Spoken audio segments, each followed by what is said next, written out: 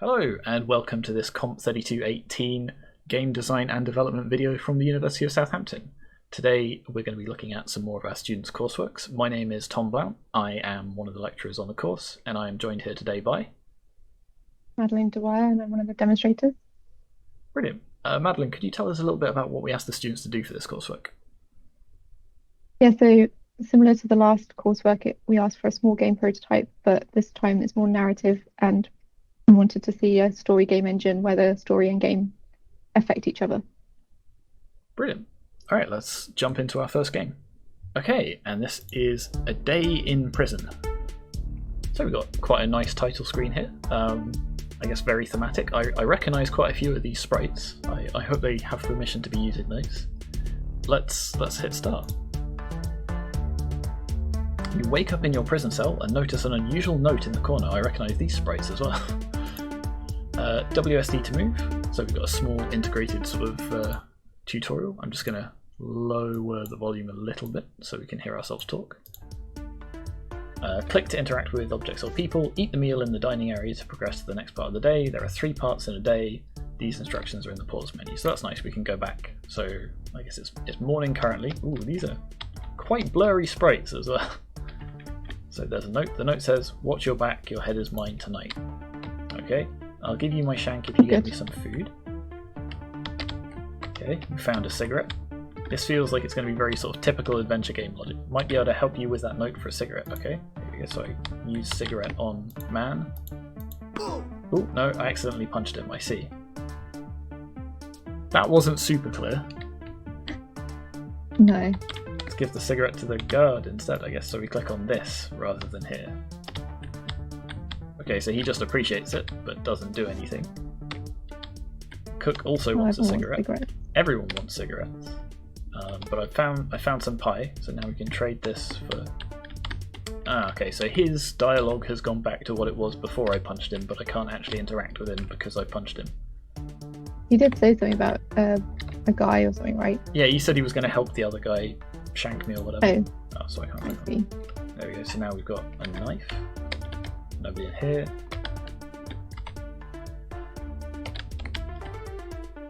So I guess, can we go... What are you looking at? So I can punch him or I can knife. Now this, do I give him the knife or do I give him the pointy end of the knife, do you think? Oh, it's hard to... I guess maybe you're giving him the knife by, like, it's got the punch option, but I don't know. Hang on, wait, no, I'm going to click on this one. Oh, no, that just kills him. You killed an inmate. Oh, okay, wow, that's just instant game over. So that wasn't super clearly... super clear, but okay. So we've got a note. You want pie, you want cigarettes. Ooh, some sort of tool there. What do you want? You want me to protect you? I need something from you. Okay, so the text box is actually covering up not only us, but the options to select as well there, which is a little bit tricky. Okay, let's agree. So he wants the pliers in return for protection. That's right, you wanted a shank. So it's interesting that a lot of people want cigarettes. So there's only like one. Yeah, which is kind of nice, right? That makes it a somewhat interesting choice. We have to sort of decide who we're going to give it to. It's kind of annoying that some of them are like, oh, the guard wants a cigarette. If I give it to him, just nothing happens, seemingly. I saw the big guy in the yard hanging around. Oh, okay, so that presumably it was this guy. This is the guy that's going to kill us. So by stabbing him, we presumably avoided that threat, but got ourselves in a lot of trouble. Yeah. Oh, hang on. If I give this guy a smoke, is he no longer watching this door? Do you reckon? Oh, maybe. Hopefully there'll be more cigarettes somewhere. Yeah, let's sit and eat dinner. And then it'll be midday. Oh, interesting. So now we've got to do the chores. So if we go to the laundry, now we can get those pliers. Probably shouldn't leave those just lying around. But okay. Yeah, there's a like critical. Oh, I think you've missed the chance to give him. He doesn't want pie anymore, so I can't get a knife. I guess he's already had dinner, but there's another cigarette here.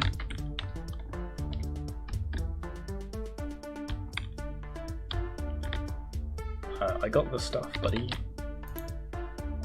Now we can break out through the fence. Be here later on. What are you looking at? Okay, so while I'm sort of puzzling this out, shall we have a quick look at the mark scheme? Yeah, so the first part is to do with quality and presentation. So we've got the information design, graphics and audio. Okie doke. So information design. We've got, I guess, our inventory at the bottom. We've got the time of day at the top. We've got the pause menu. I almost accidentally clicked exit to menu there. So overall, I think most things are there as we'd expect. There's a couple of things that are, like, for example, how we were going to use the knife, what the red fist the first time you see it means, like, are a little bit ambiguous, perhaps. Well, hang on, isn't this the guy that threatened to kill us? Why do we want to... Alright, sure, this will be fine. You escaped. You find out the gang was going to kill you and use you as a distraction when attacking. God, that's quite loud suddenly. But your investigation caused enough attention to work that they decided to leave you in your freedom. Okie doke. So I guess that's one of the possible endings.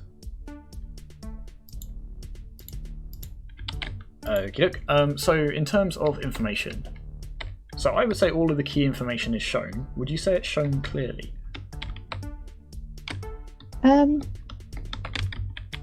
I think it's a difficult one because I think there's certain places where, like that dialogue in the yard, it was yeah, it was covering up some of the important bits. Yeah, giving you a cigarette doesn't do anything either, which is like the I guess we'll come back to this maybe in. Ooh, what do you? You should have a door. What was I going to say? The interaction we have with the NPCs is kind of limited to punching them in the face or giving them a thing we have. We can't get a sense of, like, negotiating for, like, you know, I'll give you the cigarette if you tell me something useful. So it's just a case of I give them the cigarette and hope something happens, and it seems like 2 out of 3 times it doesn't. Yeah, I think also like the guard and the chef, it's like, what does giving them the cigarette gain you? Like a bit more of an indication what that would gain you.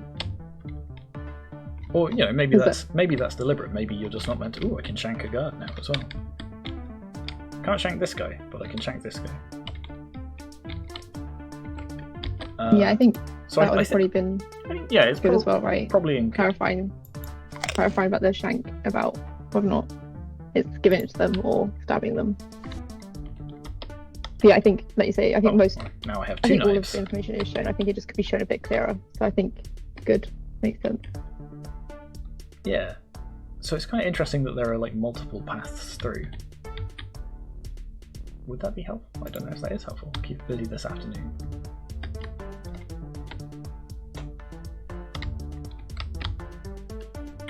Okay, so on to graphics. So they're more or less consistent, although it feels like where they've gotten these assets from is not meant to be the resolution that they're using them for, because our main character is pretty blurry. Yeah. And it doesn't necessarily jive with all of the other graphics they've used. But otherwise, I mean, the graphics are consistent, they're pretty effective, it's pretty obvious to see, you know, like, we're a prisoner, that guy's a guard, and so on. Yeah. Would we say they're appealing? I would say they're almost there, but I don't think they're fully there. Yeah, I think it's just like the slight differences in resolution and stuff that just prevent it from being appealing. So I guess maybe partway between good and excellent. Yeah, that seems pretty reasonable. Okie doke. So audio. So because I'm streaming this, unfortunately Madeline can't hear the audio, but I can, and yeah, it's alright. There's some background music, there's some, what's the word? Noise we get when we're using one of the items. Although not every time. Oh no, it's when we eat that there's another noise. So I think that might be the only... Do you do a noise if I stab you? You do a bit of a noise when I stab you. Okay. I've been sent to solitary, which feels like not a terrible place to be if I've had my life threatened. Yeah, it seems like a better option than your normal self. Just gonna punch everyone and see what happens. This will be fine, I'm sure. Yeah, no consequences.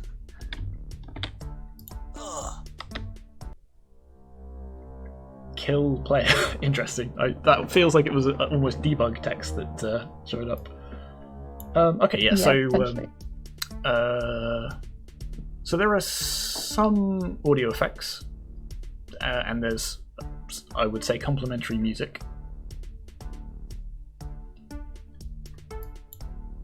So potentially between like satisfactory and good, where there's some audio effects. Yeah, like the music. The music doesn't really give me sort of like prison vibes kind of a thing. But it's not too bad. It would be nice if it like evolved or adapted sort of over the day. It got like more tense later on kind of a thing. But it's not too bad. So I think they could have done maybe more with the audio effects. But I think between satisfactory and good feels about right. Yeah, actually, you know what? Maybe even I would call it good. Okay, yeah. So then I think the next thing is the actual meaningful play section of the march scheme, so mechanics, controls, and bugs. Okay, so in terms of mechanics, what mechanics have we got? We've got picking up items, we've got using those items on different NPCs. We have sort of different times of day, so we can advance the day and sort of get different states and unlock different things like that. Presumably we can not just throw things away, but we can like drop them and come back to them later, which is kind of nice. Beyond that, not a huge amount, so we can't like combine items, and like I say, there's no way to sort of like, there's no sort of dialogue trees or anything like that we can sort of get more context about what things are going to do. Like we can't examine a door to find out that it's locked or anything like that. So in terms of mechanics, I would say we've got a consistent set that's relatively complex, but I wouldn't say it's a particularly wide set. I think that puts them in the good territory. Satisfactory is a set of consistent mechanics, and then good would be a set of complementary mechanics. Yeah, I think it's maybe between the two, because they are consistent, but like I say, I think they need just a little bit extra to sort of help them really complement one another. Yeah, I think that you say if you could like combine them kind of thing, potentially, or like something along those lines to just push it up a bit further.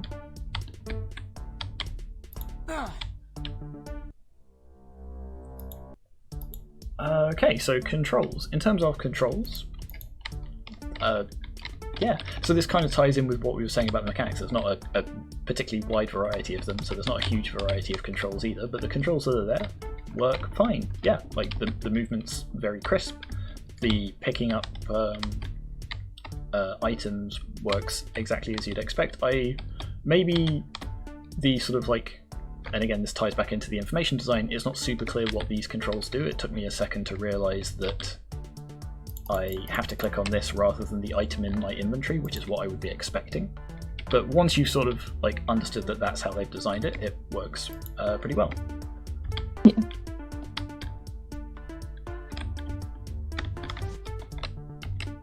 So then I guess, do you think the controls are smooth as well, or just? Yeah, I would say they are. Again, I'm not sure they reach like the intuitive side of things, and again, there's not a particularly wide set of them, but I think they're firmly in the good for that. I think the next thing is bugs. I don't think I've noticed any bugs. Potentially there's that potential debug message left. I think that's more a what's the word? The NPC shouting angrily the debug message probably. So I think that's fine. I don't think that's a bug. Yeah. So we haven't really seen anything in the way of.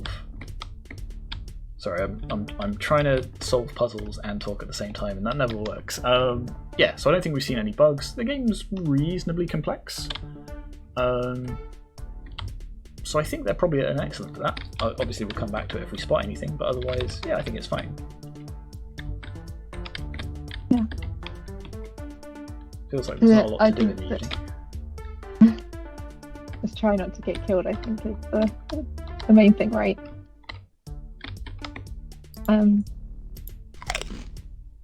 So I've helped. Yeah, I think the next bit is the story engine. Okie doke. So, do they mention anything in their game notes about how their story engine works? So they've got two sections in their notes. One is how does the narrative impact the game world, and how does the game world impact the narrative. So the first bit, they mention that based on the player's decisions throughout the game, different parts of the map will open, depending on what job the player chooses, and characters have different interactions with the player based on their relationships, based on if the player's been agreeable, neutral, or violent.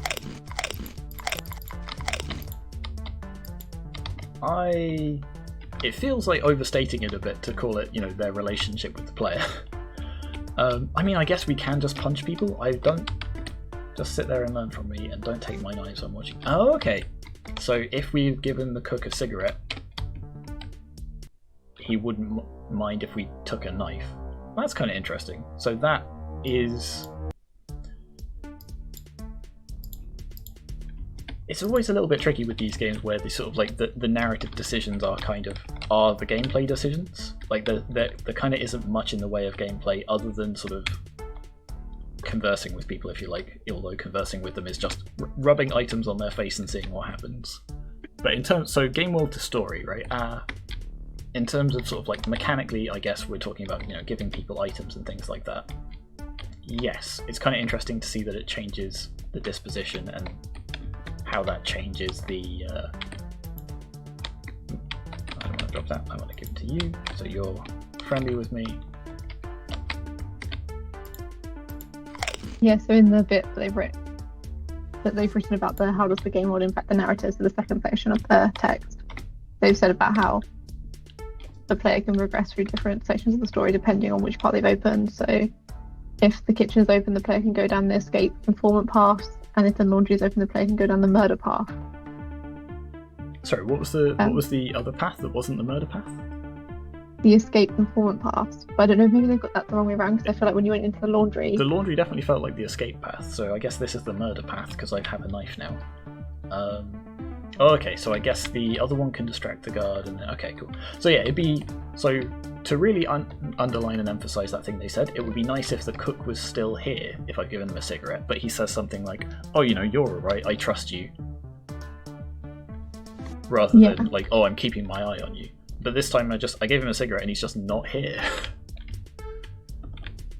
So yeah, or even like some text just be like, oh, I'm going to step out, so like kind of... I'm going to go and smoke the cigarette you gave me, yeah. Yeah. I'm trying to remember there was... I think the thing that is throwing me is that if you stab anyone... Actually, he is out there smoking the cigarette, it just wasn't obvious that was the case. There was somebody... The thing with the knives though is like, I don't know when you can use it without just being thrown into solitary. So there was somebody who said he was going to distract a guard for me later on if I asked. And I can't remember where he was, so I assume... Is he over here? I think I had to give him something, and then he'd offer to distract a guard for me, at which point I could maybe stab this guy. Let's see if I can figure that out next time. Okay, so a good for game world to story engine would be a number of examples where the game world impacts the story in important ways. And I think we're probably there, right? Because we could...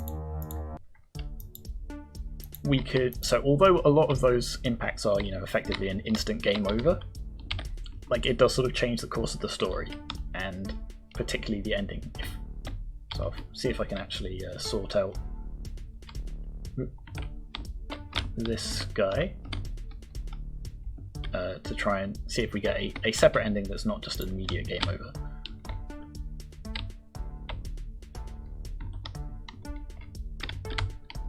Hang on, let's give the guard the cigarette and see if that distracts him as well. Okay, so in terms of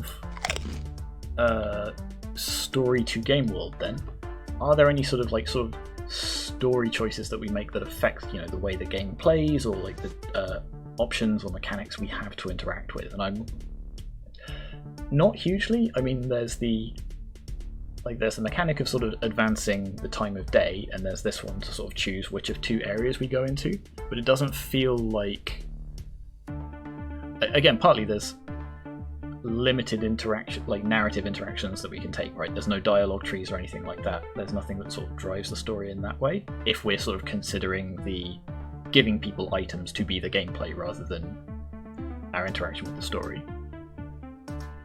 Yeah, I think most of the interactions, like the choices you're making, don't like massively impact the way you're playing. Like, I guess it's the two routes of the escape or the murder route, but I don't really know how that works. Yeah. Oh, sugar. I didn't mean to do that. So now I have to go all the way back to the start and again try and talk while I'm doing it. So yeah, it feels like this might be sort of a bit more between a pass and a satisfactory, because there's kind of that limited interaction. So there is that choice that's very sort of distinct from the gameplay, where it's like, where would you like to work, this place or this place, and depending on which one you pick, you can go to one room or the other, but it doesn't have a massive impact on like your options within the game. Yeah. Okay, so the next one is agency. So looking at the overall structure of the game and sort of the choices that we've got within it. So one of the things we asked students to do was hand in a little diagram of their story structure along with their game notes. So how's theirs looking? What are the branch points like for this? So it's got all the different interactions on the path, on the diagram rather, and it looks like there's a few different endings. So you have you're safe from killing the attacker unnoticed. You've got safe, but you have a life sentence from killing the attacker and getting noticed. You escape and are on the run, or you can snitch and you're safe but others are wary of you, or you fail and you die in your sleep. And then the other option is sent to solitary if you attack when the guard's not distracted, or attack the guard or warden. Okay, so there we go. We get a different. So there are multiple endings, including the instant game overs. But and you say there's another one where we can snitch him out to the warden. I haven't figured out how to do that, because if we give him the note, he says we need more evidence. So I guess we'd have to find that more evidence. I'm going to sort of blunder around and see if I can figure out that as we're going. But yeah. Okay, so in terms of richness of structure, we definitely have some branching points. In fact, we probably have several branching points. And they are kind of distributed throughout the game. So I think this is what we're going to end up saying for this. Like, there are definitely quite a lot of branches, right? Because depending on who we give each item, we sort of lock or unlock big chunks of the game. So there are lots of different ways through it, and I like that there are different ways to get the same item. So there's like 2 cigarettes that show up throughout the day. We can either get a knife off that guy, or we can steal it from the kitchen. That's kind of cool. So in terms of that, I think we're probably excellent for the richness of structure. Maybe even verging a little bit towards praiseworthy, because there is this sort of like network of choices. Yeah, I think it kind of looks like once you're on one of the paths that you can't really switch to a different path very easily. Like if you like distracted the guard and got a weapon, you can't then escape, kind of thing. So like I guess there's less. And see, so this is the thing, right? I think we're sort of on the sort of top end of excellent for this, but when we come to the next bit, which is the quality of the choices, like the way we sort of choose those branches and the way we sort of think about which one we're currently on or which one we want to aim for isn't hugely obvious, right? Like, if it was a case of, we wake up in the morning and we sort of think about, like, okay, we've got this problem, I want to deal with it by murder or by escaping from prison or whatever, it's not obvious how we'd go about that. Like, the actual sort of chain of logic we'd have to follow to get the knife, or, you know, distract the guard or something, isn't necessarily that obvious. We don't have a lot of information to base our choices on. So, for example, the cook saying, oh, I could really use a cigarette, we don't know that that's useful because in the afternoon we'll be allowed to work in the kitchen and we need the cook to be distracted while we're working in the kitchen so that we can palm a knife and things like that. So it's, if you think about it in terms of the first time you're playing through this game, the choices aren't that interesting. Once you've played through it sort of once or twice, it becomes interesting because you're trying to pick apart the systems and the choice. Like, once you know all of the choices, you sort of go back through it and try and solve it as almost a narrative puzzle rather than a game puzzle, because you're sort of looking at, okay, it's all about trying to figure out that complex and rich structure that they've got. But like, the first time you go through it, there's not that information or sense of consequences, really. Yeah, I think it's So it's interesting. I would for say the structure, but sorry. No, go ahead. I was just going to say, so then for the structure, would you lean more towards the prizeworthy end? I would say maybe between excellent and praiseworthy, but for the quality of choices, it's interesting because I would say they're actually relatively low on interesting choices, but their attempts to manage the player's agency, so by sort of having the NPCs sort of have different states and having like different places be locked or unlocked depending on the time of day and position of NPCs and stuff like that, is actually quite good. So I think that probably averages out to, where would we be? I guess sort of between a satisfactory and a good feels like where that averages out to. Yeah, I think that. I think parts of it could have been like improved just by a little bit more information up front, I guess. Like we were saying before about how if when you went near the guard, instead of just saying I'd like a ciggy, you could say, oh, if I had a ciggy, I might like go outside for a bit, or some indication that they'd be distracted. Okay, so that takes us on to the design elements, so sort of the overall poetics and the theme, because we asked the students to base their story on one of 3 different fables. And now comes the question that I've been waiting to ask. Which of the 3 fables do you think this is based on?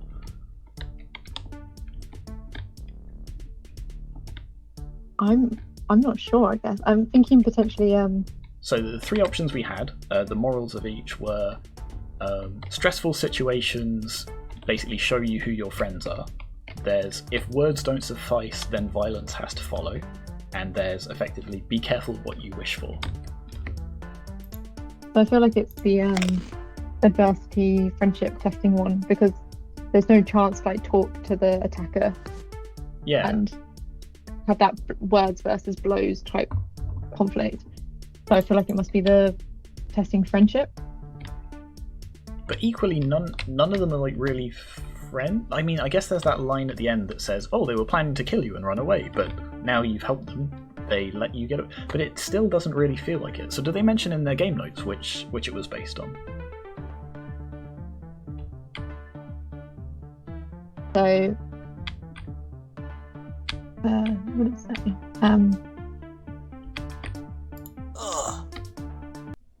Right, so the only thing I can see is during that, in their feedback and response section, they've written that they were working off of the Farmer and Crane story. I can't see anything else to... Okay, so it is the... so that is, if words don't suffice, blows have to follow. Yeah. So, I mean, there's elements of that, right? We can solve our problems through violence. But there isn't really that... There isn't the first step. There isn't... It's not like, you know, we've tried solving it with words and then we have to use violence. It's pretty much we can go for one or the other. And even the words one doesn't sound like it's like the intended outcome, because it's a case of like they were going to betray us. I don't know, it feels like it doesn't quite line like yeah, even the theme of the narrative that they're telling doesn't seem to line up with that fable. And in terms of the gameplay, there's not a lot of relation with it either. And again, that's partly due to, like, there's a somewhat limited set of mechanics, but those mechanics don't really relate to the themes of what they're doing, I don't think. I mean, I guess that's it, right? We can give the cook a cigarette, or we can punch him in the face. Is that our words or violence? But the punching them in the face is detrimental to what we're doing, because we just immediately get thrown into solitary anytime we do that. Until I'm almost talking myself around to it. Like, it feels like they've tried to do that with the, words, violence, and only in certain circumstances when you've been pushed enough, the violence works. But it still feels a bit of a stretch there. Yeah, I think it's also where, like, the snitching kind of exit ending, rather, that seems harder to get than the killing them exit ending. So it's like, I guess you kind of want it to like hint towards you doing that, and maybe you go to the guard, the warden, and they're like, oh, you need more information, and they're just being really oblivious because maybe they've been, like, in the background, they've been paid off by the attacker. So then you have to, like, fend for yourself in some way, or you have to make that choice to either try and escape or fend for yourself, like, rather than at the moment where it feels almost like there's quite distinct paths. It doesn't feel like one would lead you to the other. Sorry, I got distracted because this guy's just passed me a CD. But yeah, I agree. So looking at the mark scheme, a satisfactory would be the narrative and the gameplay don't interfere with each other, but the key mechanics have little to do with the themes of the story. And it feels like we're there. So like a pass would be they sort of work against each other. Yeah, I don't think it is actively working against it. It's just not working for it. So I think, like you say, the pass is the satisfactory is about right. Okay, so the next one is sort of looking at the techniques they've used to tell the story. Sorry, no, the next one is overall techniques. First pacing, and then some of the actual writing techniques they've used. So I mean, they have kind of a time limit, which gives some inherent amount of pacing.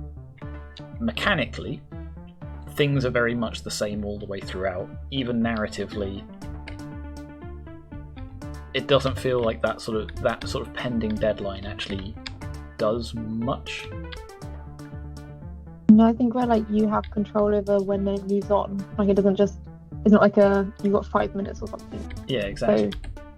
So even though that kind of helps you progress through the game and realise that there's times to the game, it doesn't really add to it doesn't make you feel more stressed. You're like, oh no, I need to do all this quickly before it's evening time and I'm sent to bed. Yeah, the attacker has been dealt with, but now the rest of the prisoners. Okay, there we go. So we've seen all the different endings now. So yeah, I would say I don't think the pacing is unclear. It's surprisingly easy to have some idea of pacing by just giving the player a deadline, because that almost inherently has that sort of some amount of raising the stakes. They just haven't really sort of utilized it perhaps as well as they could do. Like, for example, if, like you said, if every action in the game ticked forwards rather than the player having total control over it, it would work a bit better. Yeah. So I guess the other bit of pacing that they kind of does with the number of cigarettes to prevent you from just being able to do everything. Yeah. And like we already said, sort of mechanically, there's no change in stakes. It's not like the enemies get harder or you start losing health or something. The way we interact with everything is the same all the way throughout the game, which is fairly typical of this kind of game. But it means you have to really rely on your sort of narrative for the pacing, and I'm not sure it's as effective as it could be. So would you say this is a pass, or between maybe a pass and a satisfactory?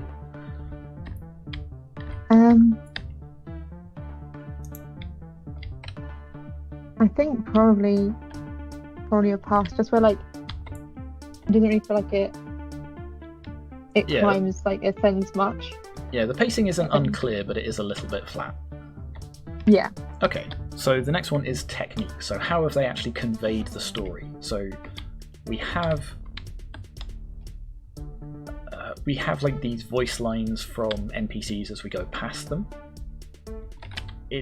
So if I punch this guy right now, bam, and then it goes back to, he says he'll help me, even so either a bug or like a bit of a flaw with the story engine, that some of the gameplay things that we've done aren't fully reflected in the story engine, in the story rather. Yeah. But we've already sort of spoken about that a little bit. But what other techniques have we got? So we've got dialogue. We don't have dialogue trees. We don't really have cutscenes. We have like the sort of small text at the end that tells us what the epilogue was. But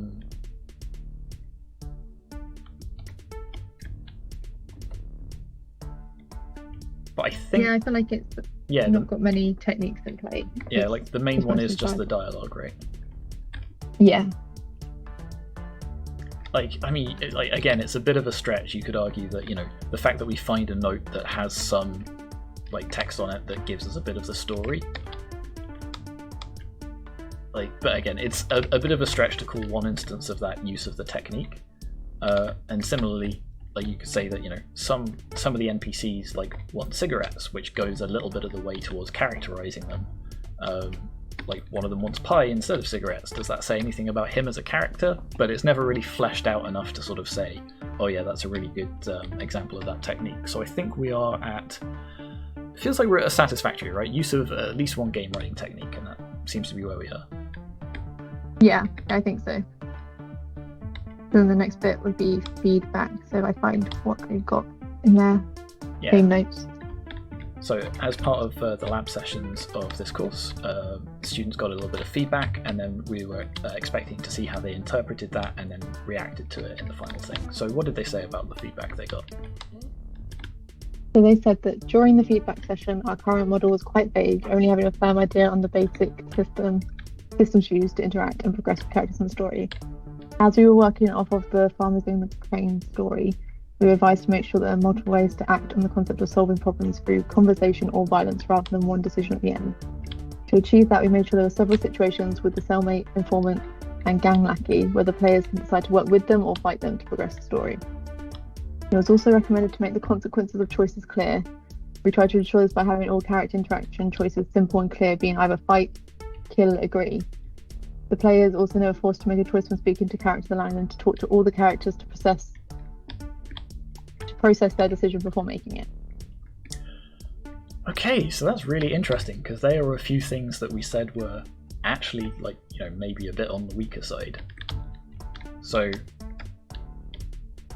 like, partly it's down to the information design, right? Like, the fist and cigarette, it wasn't obvious what would happen. Once we do it, yeah, it becomes more obvious, so that's okay. But we also said, you know, like, having the... So I can see what they've tried to do. They've tried to make the choice really, really simple.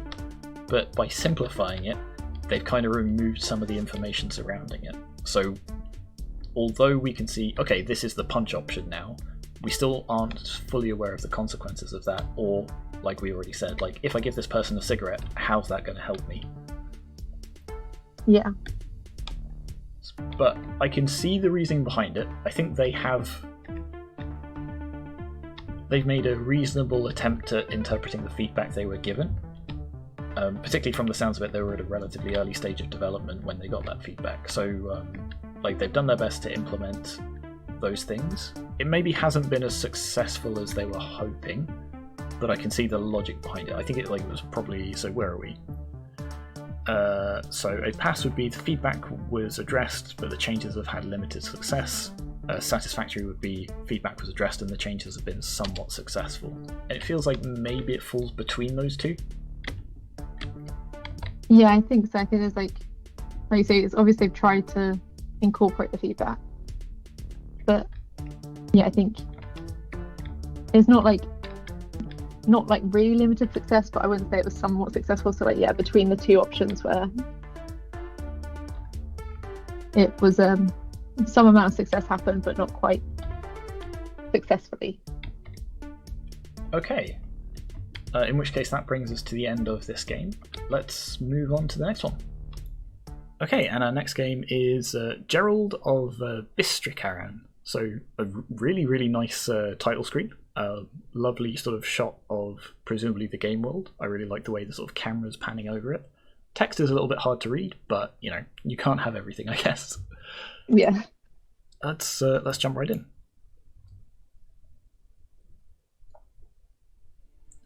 You are Gerald Flower, and this is the village of... Ooh, that's really nice. That was a bit fast for me. I didn't finish reading it. The only food supply of the village is the mushrooms that grow in the dark forest around you. Again, colour's a little bit tricky there. You can use them to brew a mushroom soup to feed yourself. This is how you spend something something. These last few days that you have been running low on mushrooms, so you are urged to go into the forest and collect some. I think the first bit said something about it being the village of Bistrikaran, wherever we are. You've lived there your whole life. It feels like they maybe have been inspired by some other names there. So we've got H for a hints bar. Collect 10 mushrooms. That's kind of nice. It's in the bottom right. You can just about see that it is 11 o'clock. In the top left, we've got presumably a health and a hunger meter. And I'm guessing in the bottom left, we've got maybe our inventory. What lovely weather we have. Perfect for a walk. And if I go back and talk to him, so it's enter to continue and escape to skip. It's interesting that they have... Oh, escape doesn't actually do anything there. Or is it? Oh, okay. It's interesting that they have 3 different controls for that. I would almost have bound them all to F. It feels like that would be a little bit more... yeah, that's like... a little bit more ergonomic. But, again, sort of, I'm nitpicking a little bit there. Can we run a bit faster? Oh, we can, look at that. If I hold down shift, we go for a little jog. Let's go get those mushrooms. So, like, aesthetically, it's really, really nice. I think as I was loading this one onto my machine, I was a bit surprised by the file size, and now I can sort of see why, because it's, yeah, a lot of 3D graphics, a lot of 3D textures and whatnot. There we go, let's grab a mushroom. 1 mushroom. Oh, I think I have to do that's right. trips. No, they put stack. one. Perfect. So let's just good. grab all of the mushrooms, I guess. So again, I'm curious to see which of the 3 fables this is going to turn into. Oh, it's 5 o'clock already. Is that why it's gone so dark? Oh. Interesting. I'm just going to stand here for a moment. What's causing the time to advance? Is it me picking the mushrooms, do you think? It looks like it, because if I... Yeah, there we go. Yeah. I need 10 mushrooms and I've got 8 of them, so handily here there's another 2, and that'll take us to 9 o'clock. So we've spent how many hours picking mushrooms? Oh, it hasn't gone up from 7. It's not advanced that time. Okay, maybe it is just ticking then. I was spending too long complimenting the environment. But you're right, it has certainly gotten darker, which is like quite a nice touch. Again, like maybe to improve it, they could sort of darken the colour of the skybox a little bit as well. Oh, I've got to talk to my neighbour. That's my objective now. I think neighbour's still out. He's not gone to bed yet. Hey, where have you been? I was in the forest collecting mushrooms. I should do that also. I decided to spend today being... Oh, we've got dialogue trees and everything. I lent you my scythe. How is your son? When you mentioned family, let's ask him about his son. He's quite well. We're going to enroll him in one of the schools of the city. This I'm getting vibes of, you know, like the starting village of every RPG where something is going to go dreadfully wrong any second now. It's also 1 o'clock in the morning. Wish him all the best. Okay, we have completed one thing of our to-do list. Let's go and make a stew, a 2 a.m. stew. Yeah, little midnight snack. Okay, there we go. We've got a stew. That took no time at all. Now it's 7 o'clock in the morning. Okay, so we can only do certain actions between certain times. Is that? I'm assuming that's between 6 o'clock at night and 7 in the morning, not 8 and 7. Okie doke. So now we have to go and collect more mushrooms. Oh, it's raining today. Again, like that's like a really small sort of thing, but it does make the world feel a little bit more alive. Like stuff is actually sort of moving and progressing. Oh, yeah, it's much more what's his name? He said he was going to go collect mushrooms, so that's what he's doing. I've heard that wild animals have been seen in the woods. You may want to collect some rocks just in case. Okay. I don't know if you need to like eat the stew because you look like you're getting hungry at the top. Oh, you're right, I do. How do I was going to say, how do I do that? And sort of instinctively pressed number 2, and that seemed to have worked. So, I mean, we'll probably talk about the controls in a little minute, but that seemed relatively intuitive, so that's good. Should I start going through the first part of the mark scheme? Yeah, I think. I'll tell you what. Let's get through this encounter, and then we'll have a look at it. I noticed the sky has also changed. I don't know whether that's because it's raining or just because it was a cutscene of a wolf. Slay the wolf. How do I slay the wolf game? Give me something to work with here. Oh, I've got an axe, brilliant. But I don't know why I needed to pick up rocks. I don't want to kill the poor doggy. Ow. Alright, as much as I was praising some of the basic controls, the combat's a little bit janky. Yeah. Okay, back to collecting mushrooms, I guess. Yeah, so let's start going through some of that mark scheme. So we'll start off with, as we always do, overall quality. So the first bit's like information design. So I guess like how much of the information is all the key information shown to us, and is it shown like clearly? Yes. So I think we've got a lot of information being conveyed at once. We've got the time, we've got the our health and hunger, we've got our objective, we've got our inventory. There are a couple of things that I think could use a little bit more polish. Like, it'd be really nice if it said, instead of saying, talk to your neighbour, gave us maybe a little icon or something to follow. Because if he's just wandering around out here, it might be a bit tricky to spot him amongst all the trees. But I say that, we've managed it. Similarly, yeah. If the time's going to be a really important factor, it might be worth making that a bit more obvious. And again, like hunger or health or something, if that's going to be super important, like some sort of like feedback or notification when it's nice to see that he actually does pick the mushrooms. That's kind of cool. Like, if we're super low on health, like, does the screen flash? That'd be quite useful. What are you doing here in the forest? I just spoke to you like 2 seconds ago. Oh no, his wife is sick. Can I look after his son? Sure, no problem. But yeah, otherwise, let me just take a quick look at this. Yeah, so I would say all the key information is shown, and for the most part it is shown clearly. Yeah, you've got like a flashing bar now to say you're there we go. So exactly what I was saying. So yeah, I think it's... I still feel like the time could be maybe shown a little bit clearer, but then again, it gets darker. There are other factors rather than just like the UI, and it feels like they maybe tested this on one resolution and it's just stretched or spread a little bit more than they were expecting. So overall, I would say, yeah, it's probably an excellent. Yeah, I think I guess for the timing stuff, it might have been useful if like they were like, oh, the sun's setting kind of thing. So then it's not just like, oh wait, why is it dark? I don't want to collect mushrooms. I want to eat mushrooms. I am dying of hunger. Also, it's 3 a.m. So it feels. Yeah. So, I'm going on a little bit of a tangent. The fact that they've got like the time of day thing and you can only sleep between certain hours is kind of nice. Although it feels like it's a bit strange that I can just stand out there picking things all day and come back home at 7 a.m. and then it's like, well, you can't sleep now because it's not sleep time. Yeah. There you go. Made lots of mushroom stew. Which... Can I sleep? I was wondering if that would heal me. I guess not. So I still have to go and collect mushrooms. About that. And I also... I sort of half read that dialogue. I think I promised to look after my neighbour's son next Friday, but I don't know what day of the week it is, and I don't know if that's important or not. I think when you wake up again, it does tell you, and I think it was like Wednesday potentially now. Oh, okay. That's fine. Hopefully, as long as my my objectives thing updates when I have to go and do that, that'll be fine. Okay. So, collect mushrooms.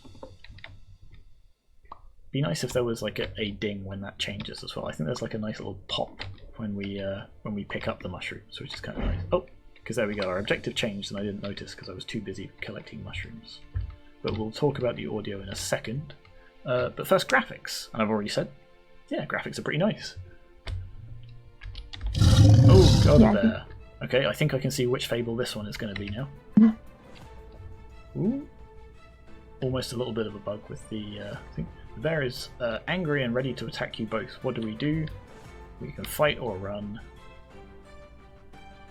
Oh, my health's gone up. I don't know what caused my health to go up.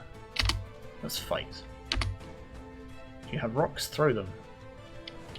Oh, did you get any rocks? I did not pick up any rocks. I haven't seen any rocks. What's a rock? Or what does a rock look like? Not what is rock. Where is this bear for that matter? Oh god, there's the bear. Oh, there it is. It's charging. I'm just gonna... I've got an axe. That seems to be doing fine actually. Who needs rocks? Yeah. This is fine. Yeah, so graphics, I think they're really nice. I mean, I don't think they've made all of this themselves in a 3D modelling thing, but we didn't ask them to. So even if these are from, like a freely available asset pack, the way they've used them and combined them and done sort of little things like changing how the light moves and stuff like that is really, really nice. Yeah, so I think we're at least at the excellent level. Consistent, effective and appealing graphics. Would you say the graphics are, thematically resonant?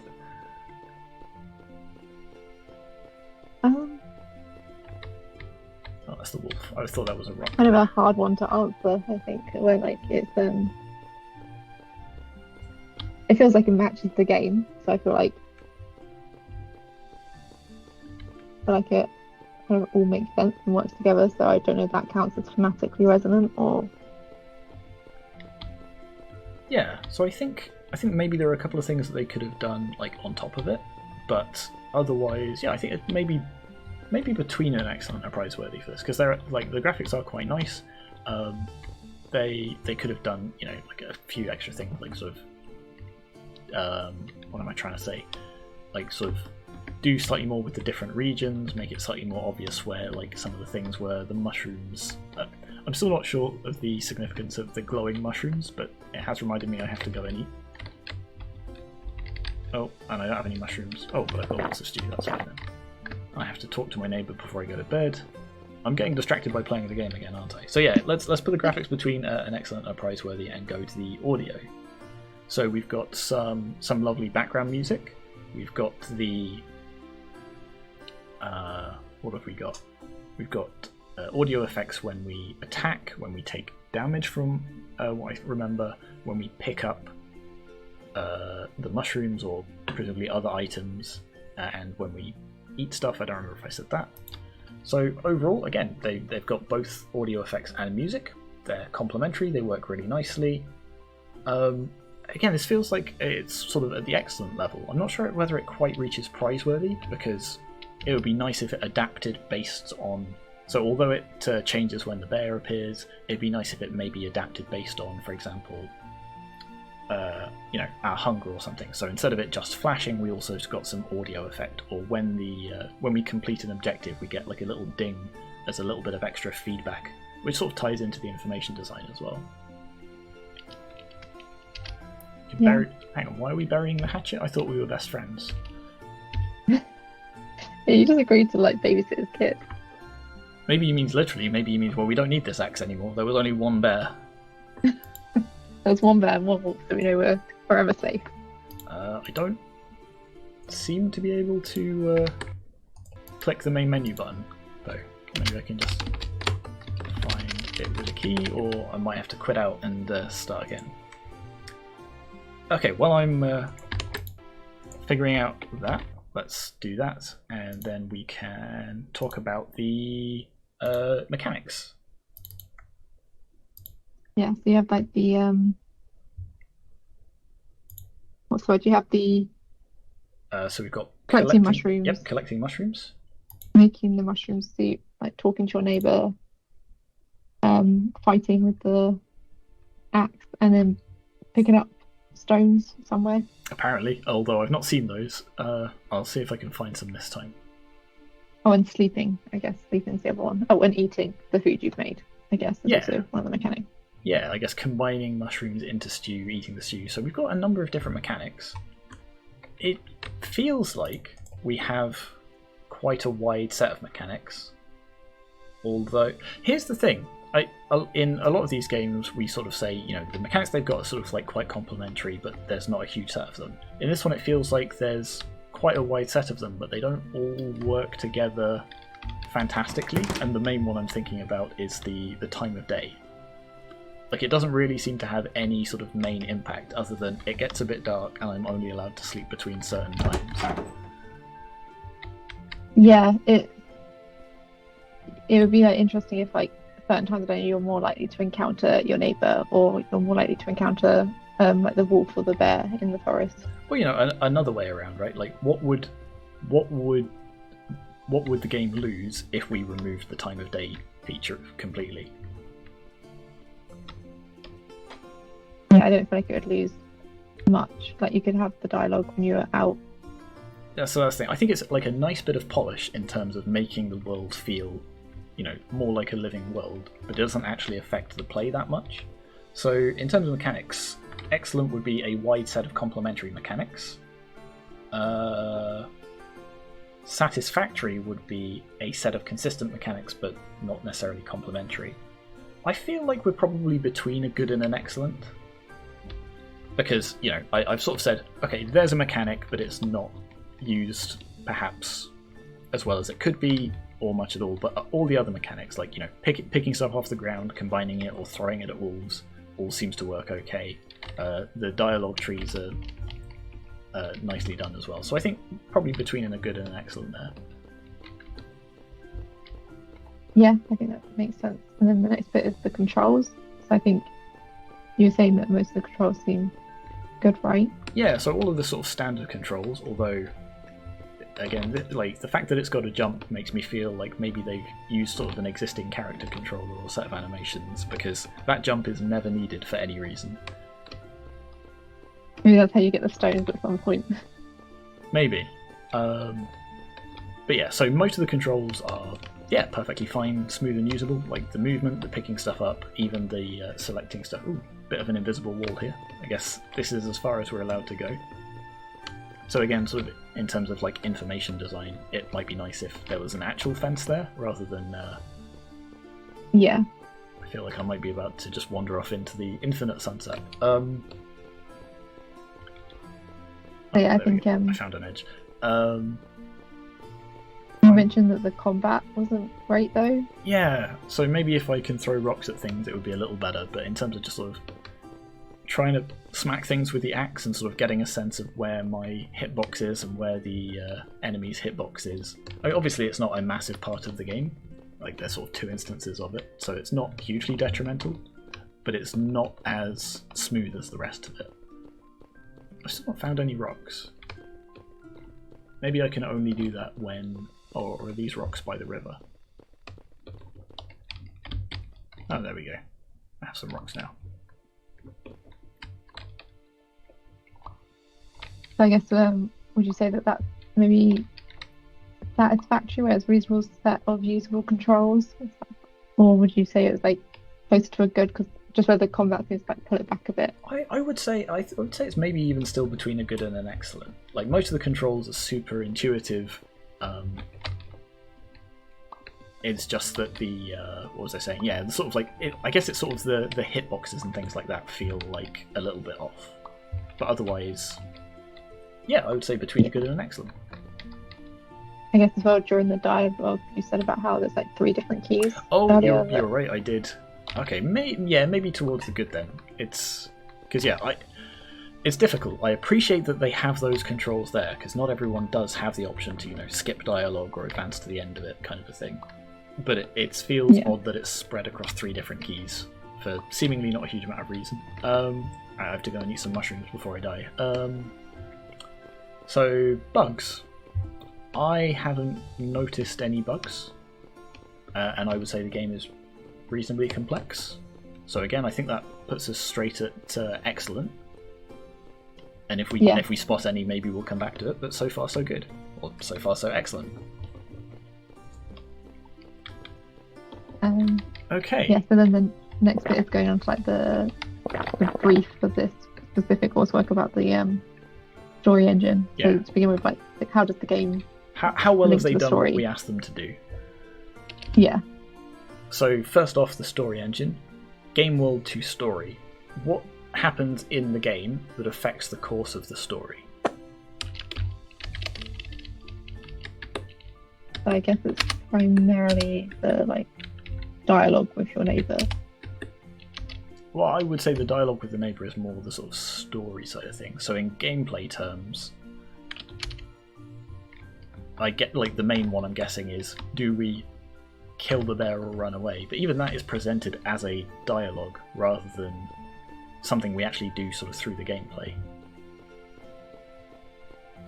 I think. I'm trying to remember now.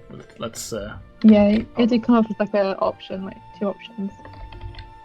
Rather than you just being faced with the bear and having the choice inherently to fight it or not. Yeah, which is a shame, because that feels like something that you could do very easily sort of diegetically.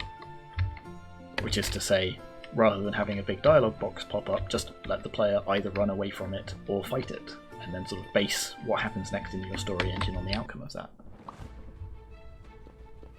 Yeah. Yes, I guess I should also say, I think we're going to get to this in a second, but this is a nice little sort of like, you know, cut scene or like cut away to the wolf. Oh, hang on, I've got to try out my rock. And it's kind of interesting that here we're not given a choice, we just have to fight. Ooh, that was an interesting spin. Okay, those rocks are very hard to aim. Yeah, Yep, definitely the controls for the rocks are not helping their mark there, unfortunately. There we go. Oh, I got it, and it stunned it a bit, and then did a type. I'm just going to hit it with the axe. That seems much better. yeah, it's easier to achieve. Okie doke. So I guess So yeah, game that affects the story. I mean, yeah, there's nothing that sort of, you know, seemingly nothing changes other than that choice at the end, so that it's not a case of, you know, if we pick a bunch of different, you know, if we pick all of the mushrooms before what's-his-name manages to get them, then he's sad or something like that. So you have the game notes to hand. Is there anything in there like that?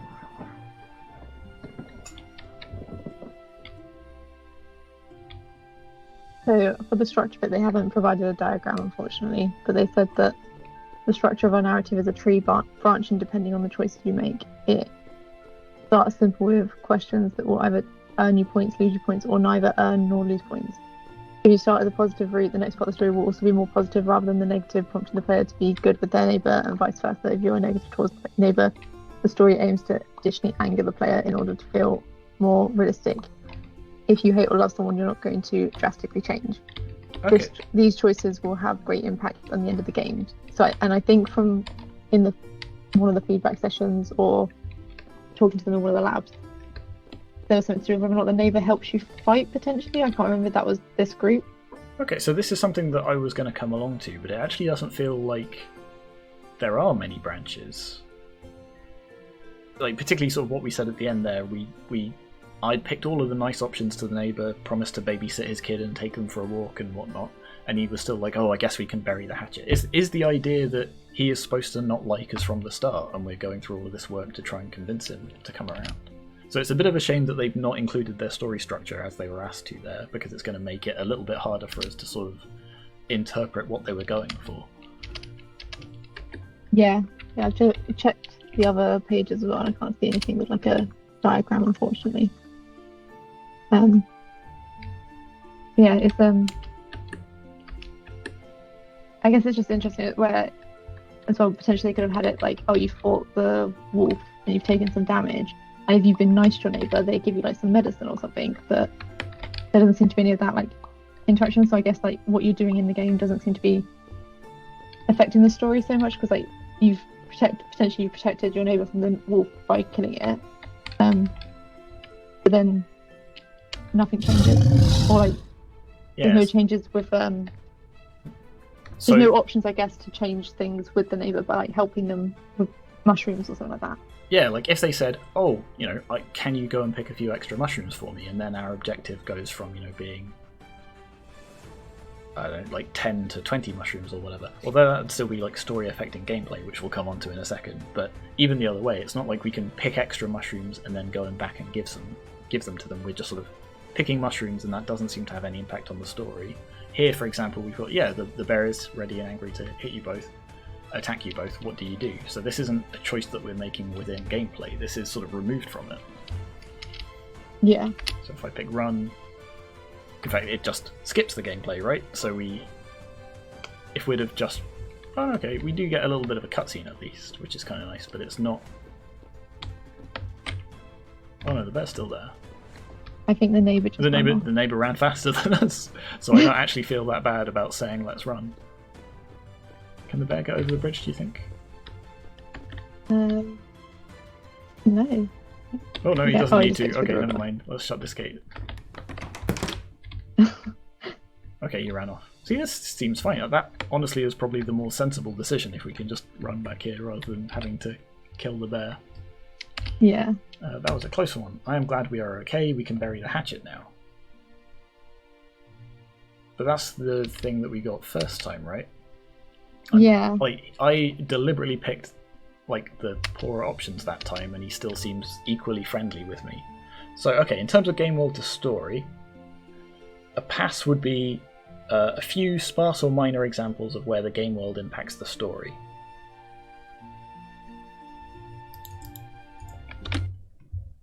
And it feels like we're probably around there. Yeah, I guess I'm struggling to spot where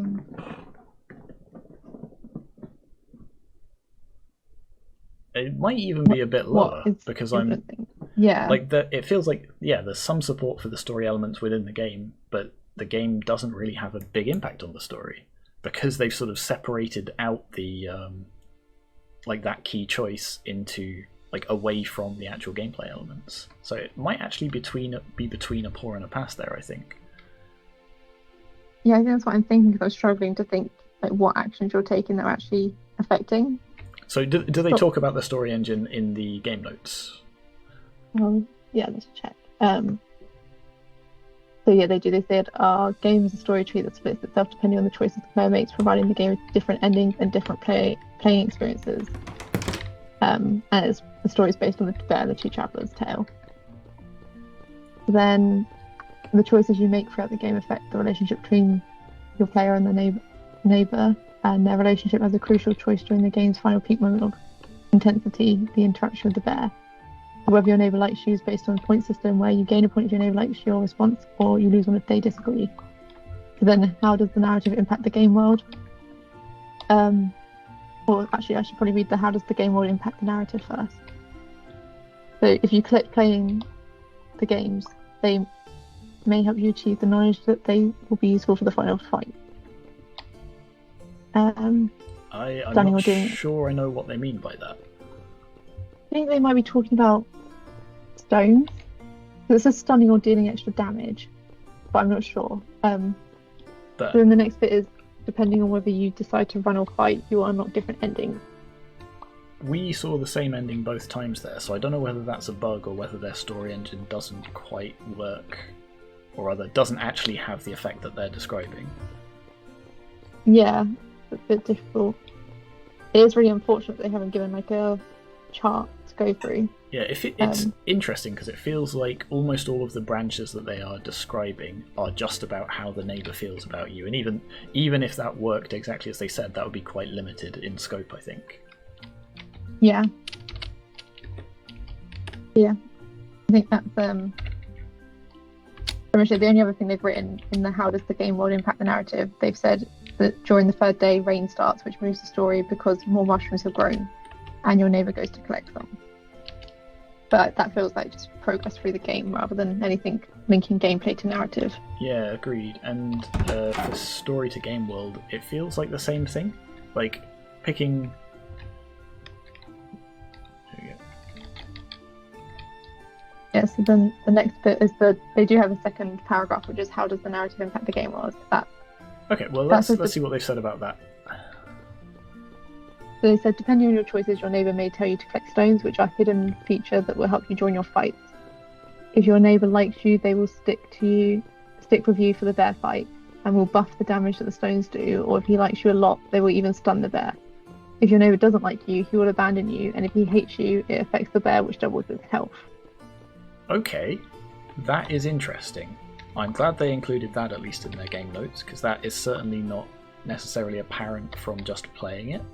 I don't know why the neighbour running away would make the bear healthier and tougher, but okay, that is definitely an example of the choices we make in the sort of story portion of the engine affecting the game engine. Yeah. I think there are maybe sort of like additional or perhaps slightly better ways that they could have done that. But, and again, it's not super apparent that that's the case. So, yes, he definitely tells you, yeah, you can pick up stones, but it's not apparent that you will do bonus damage with them if he likes you, or why that would be the case.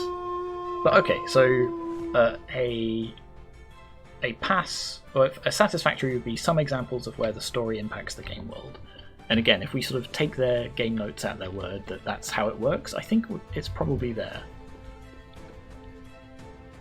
I don't think it's necessarily at a good, because I'm not convinced of necessarily the importance of the ways it's affecting it. So like just buffing the damage of the stone rather than having, you know, a big impact on the consequences. Yeah, I don't feel like I don't think the story is impacting the game in important ways, which is what is required for the good mark. Okay, but yeah, like not massively at least. Yeah, but otherwise it feels like the story to game interaction is probably a bit stronger than the other way around. Okay, so moving on to agency. So the choices that we can make, the overall richness of the branching structure. It feels again like there's like a lot of the interaction, like the branching is very limited to what the like our conversation with our neighbor, rather than like it changing sort of the overall story dramatically. And again, yeah, every time we've played it, whether we've tried to be nice or not, we seem to get the same outcome. So he really doesn't want to talk with us. I've tried, so I'm trying to be as nasty as I can. We'll see if we get a bury the hatchet ending or not this time. Yeah. Maybe the first time we ended up with like a neutral ending both times, and this time I'm really going to annoy him. But even so, it's not a particularly dramatically branching structure. No, it seems like the key thing they've mentioned in their notes is the fact that he tells you about the stones, and then like he might help you fight the bear, or the bear might get stronger. But it's not like. But like that's some amount of impact on the gameplay, but it's not really sort of a branch in the narrative, I would say. No, that's what I was thinking. Where it's like you're still at the same point where you're fighting the bear. It's just almost like you're fighting the bear slightly differently.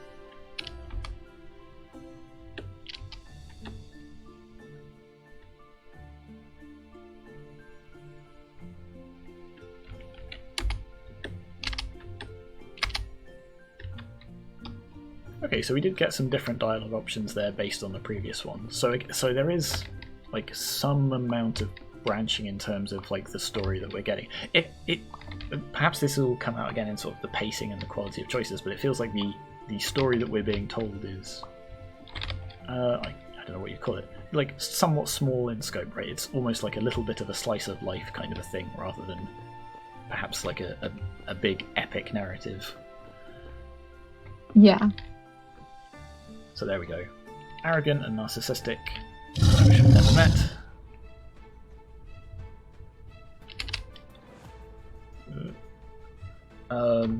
Okay, so in terms of the mark scheme for the structure, pass would be some minor branching points, a satisfactory would be some branching points. It feels like it's... Maybe between the two? Yeah, I think between the two is probably about right.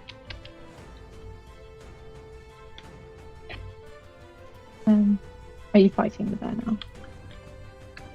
Well, that's the thing. I'm picking fight, and then I'm going to run away and see what happens.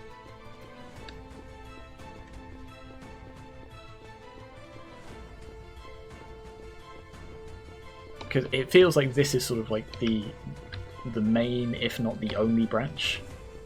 Yeah. Like there's, obviously there's some decisions we make that sort of, like, I guess that change some of the dialogue, but this is sort of the main branch that determines like the outcome of the climax, or I guess determines the climax, whether it's a case of we run to the village or we have to kill the bear before we proceed, and it seems to me that that's the case. Does the bear's health bar look bigger? Difficult to tell. Yeah.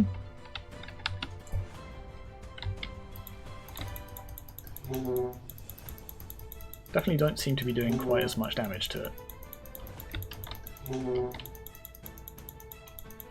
So yeah, I think we probably put it between a pass and a satisfactory for that. In terms of choices, what would you say about the choices that are in this game?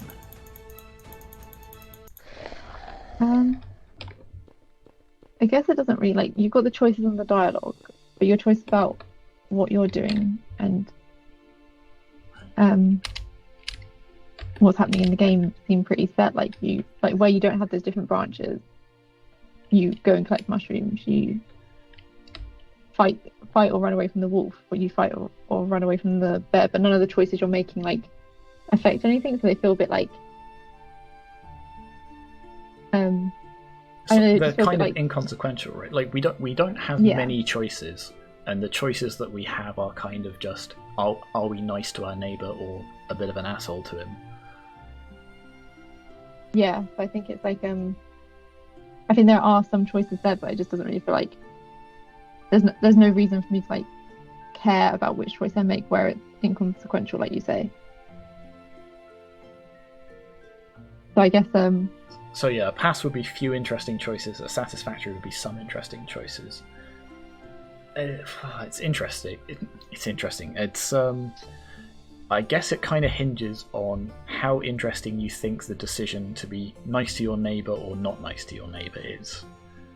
It's tricky because there's no real consequences to it either way, and I think that's the problem. It sort of, I guess, determines how we characterize ourselves, whether we're role playing as a good neighbor or a asshole for no reason kind of a thing. So in that sense, we have some choices, but I don't know how interesting they are. Yeah, I guess it's one of those things where it's always at the beginning of the game, you could just pick be nice or not. There's no actual choices to make throughout the game that really couldn't have just been solved by that. And then yeah, and it feels like the consequences of those choices as well don't really, they're a bit of a non sequitur, right? The fact that rocks suddenly do bonus damage if we've been nice, and the bear suddenly has double the amount of health, almost kind of works, undermines the choices themselves, because then it becomes a calculation. There's an obvious right answer. Be nice to the person, and then you get bonus damage. So it feels like this, now that I've said that, it actually feels like it might be closer towards the poorer end. So there's few interesting choices and the agency is a little bit problematic. I think maybe between a poor and a pass, because the agency isn't hugely problematic, it's just that there's a bit of a lack of choices. Yeah, I think I'd agree. I think there's ways they could have had similar mechanics about stones being worth more by having it just explicitly. Now I've got the neighbour throwing stones as well, so there's twice as many stones hitting the bear, or to have instead of the bear having double health, have I've got half health because maybe my neighbour tripped me as he ran because he wanted me to be a distraction for the bear. Yeah, or I've taken some damage from that. Yeah, or even some of the things that we mentioned earlier, being nice is that's part of the problem, right? People in general, people don't do evil things because they are evil. They do it because it's more expedient, right? So if you made the good, rather than just being nice to the person, I don't know, we actually had to take time out of our day picking mushrooms to go and look after his kid or something and check in on him, and then that takes wastes our time that we could be picking mushrooms. So we actually are like, oh, am I going to be able to get enough mushrooms for my stew today because I've had to go and do this extra thing, and now there's some consequences attached to that. So I'm doing it to try and get the best ending and to help out my friend or whatever, but it's harder to do. Yeah. And it feels like maybe with sort of the hunger meter and everything, maybe there was some intention to kind of do that kind of a thing, but maybe it sort of got lost in the scope. So it feels like some of those ideas are there, but they're maybe not realised completely. So yeah, I think it might end up being between a poor and a pass there. So moving on to the design elements, so how well they sort of how well they designed it. First thing we're going to look at is poetics, so how well they carry across the theme of the story, which this one quite easily recognisable as the two travellers and the bear at least. So in terms of the story premise, yeah, that theme's pretty clear, right? There is a bear, there is our friend. Do we just leave our friend to fend for himself and just hightail it? Other than that, the rest of the gameplay doesn't really carry across that theme though, right? The picking mushrooms and the making stew and the keeping our health meter up doesn't really have a lot to do with sort of that overall theme. I guess you could argue that the conversations we have with our neighbour, again, is that kind of a... Actually, that goes back to what I was saying before. If it was a case of, we can do a good thing, but it's harder for whatever reason, or we do the quote-unquote evil thing because it's much easier for us, or the good thing, I don't know, puts us at peril or whatever, but there's no consequences of that sort in the dialogue, so it's kind of there but not quite.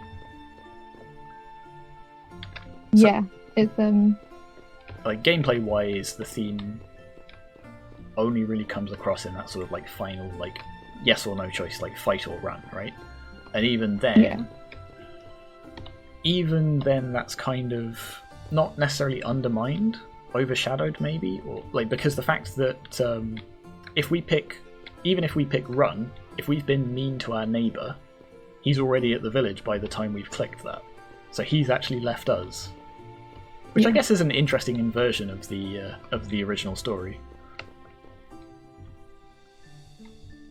Yeah, I guess that bit could have almost been fixed by having the choice appear in the gameplay rather than a dialogue, where then instead of you having to pick, you could see your neighbour running and thinking, oh, I should go as well, or I'm going to stay and fight, rather than having it an explicit choice like that. It might have helped a bit. Yeah, so I think maybe between a satisfactory and a good for this, most of the mechanics don't necessarily interrelate, but they have made an effort to include that particular dramatic element, if you like, where it is and like you say, they maybe could have done a bit more to sort of draw that together with the gameplay. But the fact that they've got that moment there means that they've done some thinking about, yes, we want this theme to be the center point of the climax. So I think between a satisfactory and a good fits there. What do you think? Yeah, no, I think I agree. Yeah, I think that makes sense. But there is some element of it, like you say, but not. Okay. Some element of it linking together, just not as much as you might have wanted. So pacing wise, I think they actually do relatively well on. Day 1, pick some mushrooms, everything's fine. Day 2, pick some mushrooms, now there's a wolf. Day 3, pick some mushrooms, and now, oh my god, there's a bear. They definitely raise the stakes with each day. Yeah. And they kind of have a sort of rising and falling ebb and flow sort of, what do you call it, sort of curve, dramatic curve as well, because we have, pick some mushrooms, speak to our neighbour for a bit, dramatic fight. Go back to picking mushrooms, speak to the neighbour, dramatic fight. There's that kind of ebb and flow with leading towards a climax. I think... Yeah. Again, there's probably room for improvement in some of it, partly by, I guess, expanding some of the scope of the rest of the gameplay, perhaps. But again, small game prototype, and they've sort of, pacing-wise, I think they kind of they're on the right lines. So I think they might actually be. I don't think they're quite at prize-worthy. So even though they do have those peaks, I think it's the between moments kind of drag things down a little bit too much. But otherwise, I think they're probably an excellent for that. Yeah, I think that makes sense because it's got like the different peaks, like you said, like with the wolf, and then you kind of go back to like mushroom collecting, and then it's the bear, but like not quite enough to be prize-worthy because of the in-between moments. I think that makes sense to leave it in the excellent. Yeah, and sort of like you were saying before, the final climax is kind of undermined because it's just a dialogue choice rather than a. I mean, I guess you still have the fight, but it's. Yeah. I think that kind of stops it getting to the prize-worthy as well. But otherwise, I think the pacing is excellent. Techniques again, I think they've actually done really quite well on. So we've got the initial cutscene, we've got dialogue trees with different people. The dialogue trees adapt based on like how we've interacted with that NPC before. When something happens, like the wolf appears or the bear appears, the camera zooms over to it. I was going to say you could argue that there's some amount of environmental storytelling because there's a day-night cycle, but it doesn't tell much in the way of story, but it is a nice touch, I guess. So, good would be use of more than one game writing technique, and I think they're definitely at least there. Excellent would be appropriate and consistent use, and I think they're probably there for that. Yeah, I think I agree. Okie doke. And lastly, feedback. So we've already taken a quick look at their game notes, but what did they say about the feedback they were given during the lab sessions? So they said, we were told that only one enemy may make the game pretty boring, so we added wolf to fight on the second day to help the player learn the fighting mechanic. We were told that fighting the bear only with axe is not enough, so we added throwing stones mechanic. We also addressed the request of the game being only one day, so we added multiple days. That's interesting. So I don't think I remember seeing this one in the lab sessions. I think I gave them some feedback, but I don't remember giving them this feedback. Yeah. So to me it sounds like, because they've not explained, why shouldn't this game just be one day? Why should it be 3 days? If I had to guess, and I don't like guessing because, it's they're supposed to explain this, but if I had to guess, it's to sort of keep up that idea of a 3-act structure, right? So day 1, day 2, day 3. Yeah, I'm trying to think what I remember discussing with them in the feedback session. Yeah, they haven't really said sort of, why is the fact that it why does that structure help tell the story? Just saying, well, it was 1 day and we got told to make it 3, so that we made it 3, makes me feel that they haven't necessarily interpreted that part especially well, or at least haven't haven't explained and described it very well. But in terms of the wolf fight, actually I think that works quite well, because tying back into what we were saying about the pacing, having that sort of small peak before the climax really helps elevate the pacing. If it was just 3 days of solid mushroom picking, it would definitely be less interesting. It wouldn't have that same sort of ascendant pacing. Yeah, because I remember we were talking about that. We were saying, I think we said about how the combat was only introduced right at the end then as well, and I think part of the suggestion was to introduce some element of combat before that point, rather than just have it all mushroom picking and then fight a bear suddenly. I think the multiple days thing, I'm just trying to remember what we were talking about. I think it might have been to do with building up the story a bit with with your neighbour.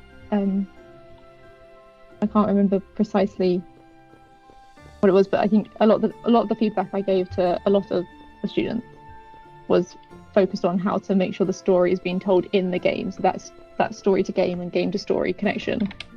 And I think that was potentially part of the feedback we suggested. You could make it a few days so that you had you're talking to your neighbour and then he's got a sick child, so he needs mushrooms and you have to decide to help him or not. And then this you're building up that relationship, so it makes sense that he would choose to help you or not. Okay, so that makes some amount of sense. Again, it would be nice if they sort of explained that a little bit, sort of when they were talking about why they made those changes. But to me, that sounds like it sounds like they've addressed the changes and they've been successful mostly. So I would say that's probably a good. Like, it doesn't sound like they've necessarily sort of like interpreted the feedback in any sort of particular ways and sort of, you know, sort of made changes sort of beyond the scope of specifically exactly what was asked for. But I think those changes have been good changes, so I think it's a good. Yeah, I think it's definitely benefited from the changes they've made overall. So okay, I think it was probably maybe just like they haven't interpreted it maybe in the way it was intended and stuff like that. But I think it's always difficult to like. I think getting the game story linked together is quite a difficult task anyway. So. All right, with that, I think we should move on. Okay, and this is Murder of the Bear. So we're sort of immediately into a bit of a cutscene here. So we decide to go with your friends to help him move some big rocks. That certainly is a lot of big rocks. And suddenly you hear someone screaming. So we check it out and we see a bear that has been cut so badly, or badly so that we take him to a doctor. Okay, is that the bear or the doctor? The doctor says after a week the bear should be healed. When the bear got better, he decided to stay as part of the village. Ah, there's the bear. Slightly different art style to all of the other little characters. The bear is becoming our best friend. Some people fear him because he is a wild animal and not a friend. Yeah, I don't think you should be keeping a wild bear as a pet. You haven't seen the bear for several days, so you go to find it.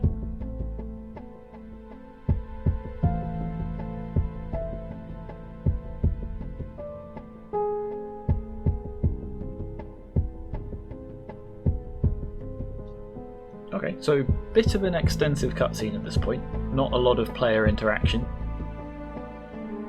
You strangely see a lot of wheat around the area. The bear has been murdered. Okay, and now we're at the title screen. So, big long introductory cutscene.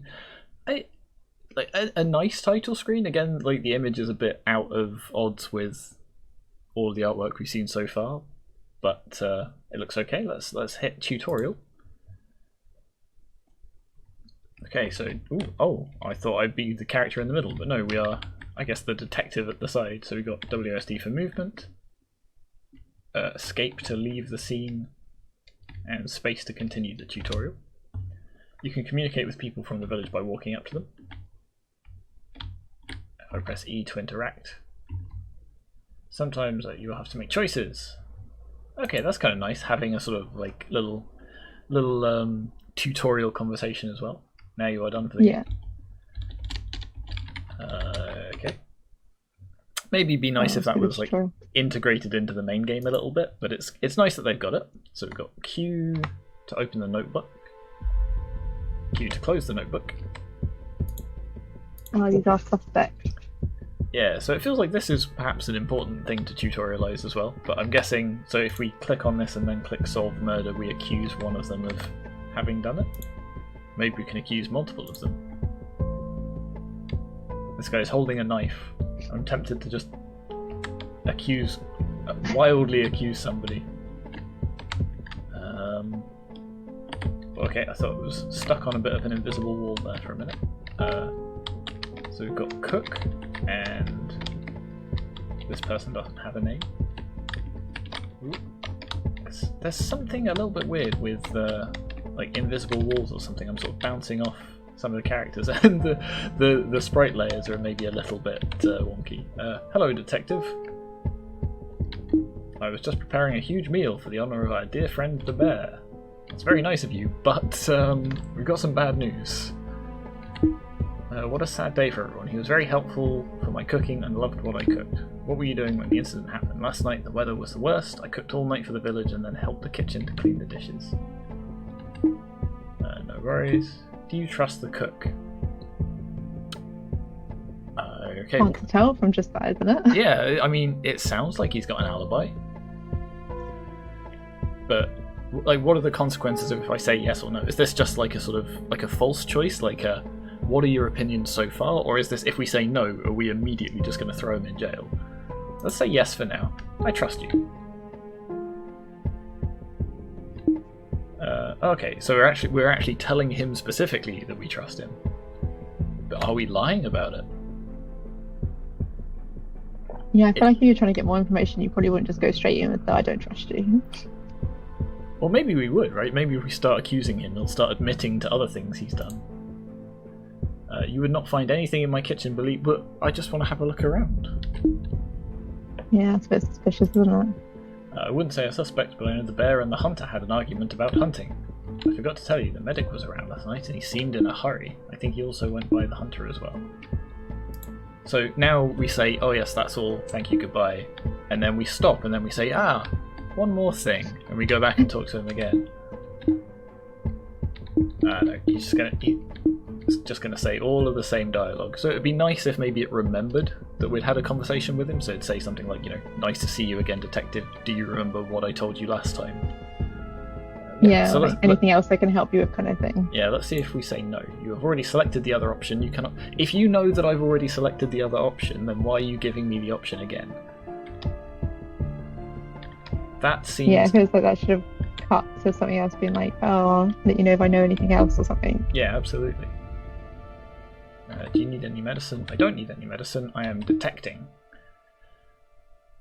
It's good that he's gone. Oh, so this feels like the deliberate red herring, right? It's good that he's gone. You should never trust a bear. It's like, if I was saying I was investigating a murder, it would be a bit suspicious to immediately say, well, I never liked them anyway. Yeah, it's not the wisest, I don't think. I'm going to ask you to step aside so I can... Oh, okay. So if we say we don't trust him, we can search their stuff. What could this syringe have been used for? Medicine, maybe? It's got some fur on it. Yeah, but I mean, he treated the bear, right? That's Yeah. not suspicious. Cabinet is dusty. It's not been used.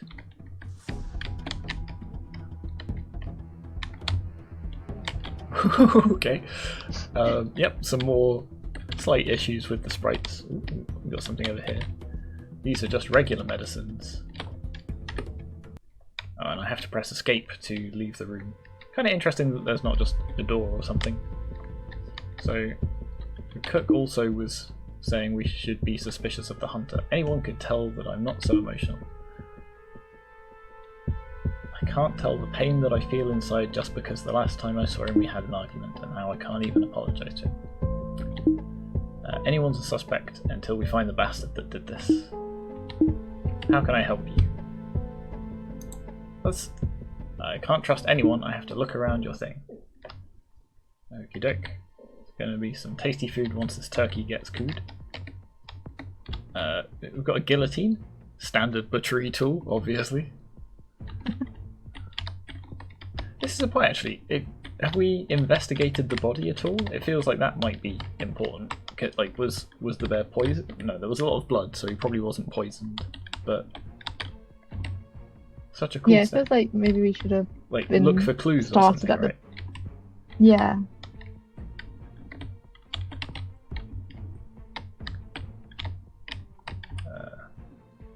Okay. Also, maybe be nice if we had some sort of hint about the things we could investigate. But I think that's everything. Yeah, or like a counter of like how many clues were in the room or something, so you know how long to search for. Okay, so I think this is the edge of the scene. So who have we got here? This is the farmer. As you know, I'm the farmer. Do you know anything about the killing of the bear? Ooh, that's gone slightly off the screen as well. I heard what was happening and it was rather unfortunate. Okay, so I tell you what, while I'm searching for clues and whatnot, shall we take a look at the mark scheme? Yeah, so the first part of the mark scheme is the quality section and the presentation section. So that's the information design, the graphics, and the audio. So I guess for information design, we've got like the little box at the bottom left corner which tells you to press escape to leave the scene. Yeah. So we've got Q. So we've got our list of suspects. It might be nice if it gave us some reminder of things we'd found or things we'd said. Like that's the sort of thing that you'd like a good detective would keep in their notebook, right? So it'd be like the cook says he saw the medic sneaking around. The medic says he was doing this. We found this in the medic's tent. Stuff to like double check when like if it's like the cook said he was in the kitchen all night, right? And it's like if you then get conflicting information, it's easier than trying to remember what had happened.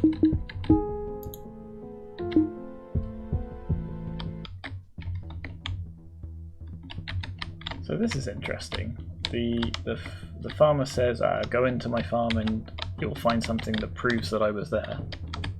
But there doesn't seem to be, so maybe it was the farmer. Ooh. You found a knife that suspiciously looks like one of the blacksmiths with blood on it. Okay. But, so if I... That would be a good thing to record in here, right? So should I... Yeah.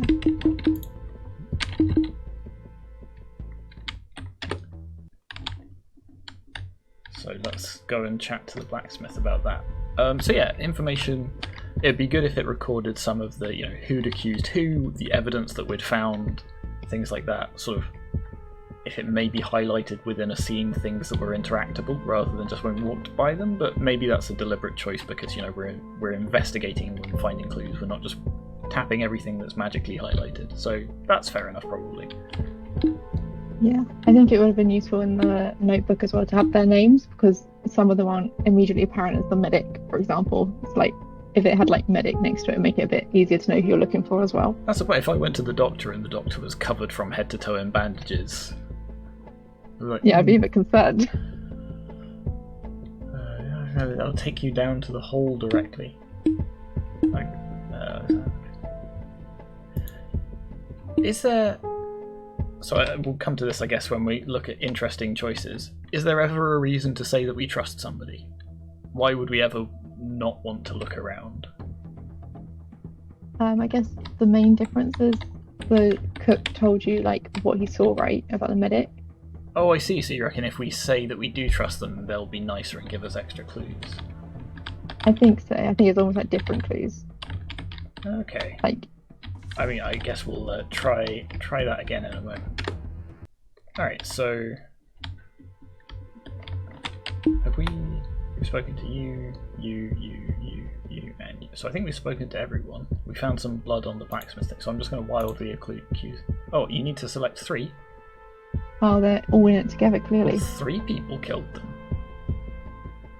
How do we know that? Like that, surely that's a clue we need to find. Rather, if we could just accuse one of them and get a third of the people there. In which case, okay. So I think it was.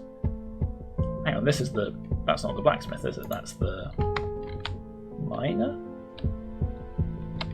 Have we seen that? Oh, there they are. Somebody over here that we've not spoken to yet. I feel like that needing it to know it's free is something you could find out, like if they had like the body investigation at the beginning. It could have been like you could have had that tutorial kind of implemented there where it's like someone you work with or something, and they could have said something like, oh, clearly you'd need at least 3 people to take this bear down or something like that.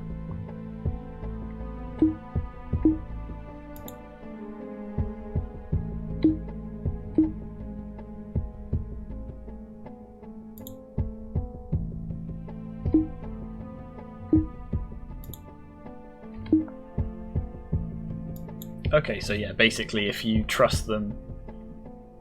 Also, I've just noticed his face seems a little bit lopsided. Missing, oh yeah, his eyes down there. That's a bit weird. So yeah, if you trust them, or you say you trust them, you can basically ask them who they suspect. And you can also ask to go and see their house, but they won't let you anyway. Okay, so let's say the blacksmith, the chef, and the farmer.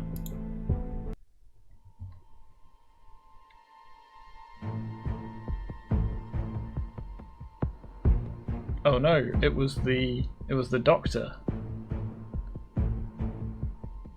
Yeah, you always got the other two correct. Who was the third one you picked? The farmer. Ah.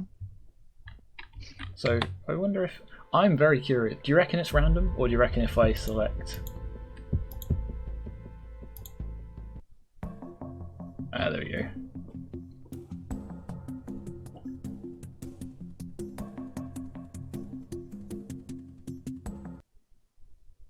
Okay.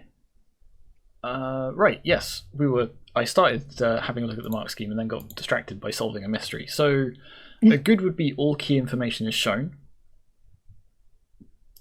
Yeah, and a satisfactory would be most key information, because we were saying about like the information not being like, I guess, persistent. You get the information, but then you don't get it later. But then we didn't know about the three suspects part. Yeah, actually, that's a good point. I was gonna, so maybe between a satisfactory and a good then, because for the most part it's all there, but it definitely could be a lot clearer, and some of the important things, like the fact that we need to have 3 suspects, is definitely missing. Yeah. Okay, so I guess in a way it would be nice where they like kind of clarified like the story at the end. Like normally you get like the detective doing like a spiel, being like, "Oh, this is what happened." The Poirot moment of, this is why I've gathered you all here. Yeah. And then you accuse them, and then you sort of lay out why you know it's them, right? Because if it definitely feels like it's missing that in terms of mechanics, like, you know, collecting clues and then sort of showing the others the clues and saying, "Well, I know you're lying because I found this." Yeah, it kind of feels like we can just arrest anyone, like, without any evidence.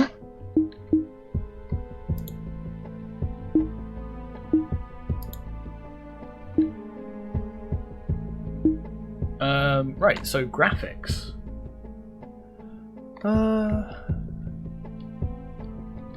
So a satisfactory would be consistent graphics. We're more or less there. Like, yeah, I think there's like the odd graphic that's a bit different. Yeah, like sort of like the edges of the terrain, and like the graphic of the bear was a bit jarring, and it feels like they've pulled from a number of different sort of asset packs that don't quite mesh together, but mostly they're fine. And like, it's mostly, like, for example, like the fact that the doctor's covered in bandages as well is, you know, probably wasn't originally a doctor sprite, but they've done a good job of using what they've got. But things like, you know, like this sign, I don't. So a good would be consistent and effective graphics, and I think they're again, it feels like it's between a satisfactory and a good, right? Like, for the most part they're effective. It's relatively easy to sort of tell what's what. There are a couple of bits where it's a little bit confusing because of the perspective or like the different types of sprites they're using, but for the most part it's relatively consistent. Yeah, I would agree between like so I guess we might talk about this when we talk about bugs, but the sprite layering is also a little bit wonky in places. Audio. So we've definitely got some music. We've got some sound effects when we interact with people, sort of moving through the UI, but other than that, not a lot in the way of sound effects. The music's quite nice though. It's very sort of like mysterious which is good for a mystery.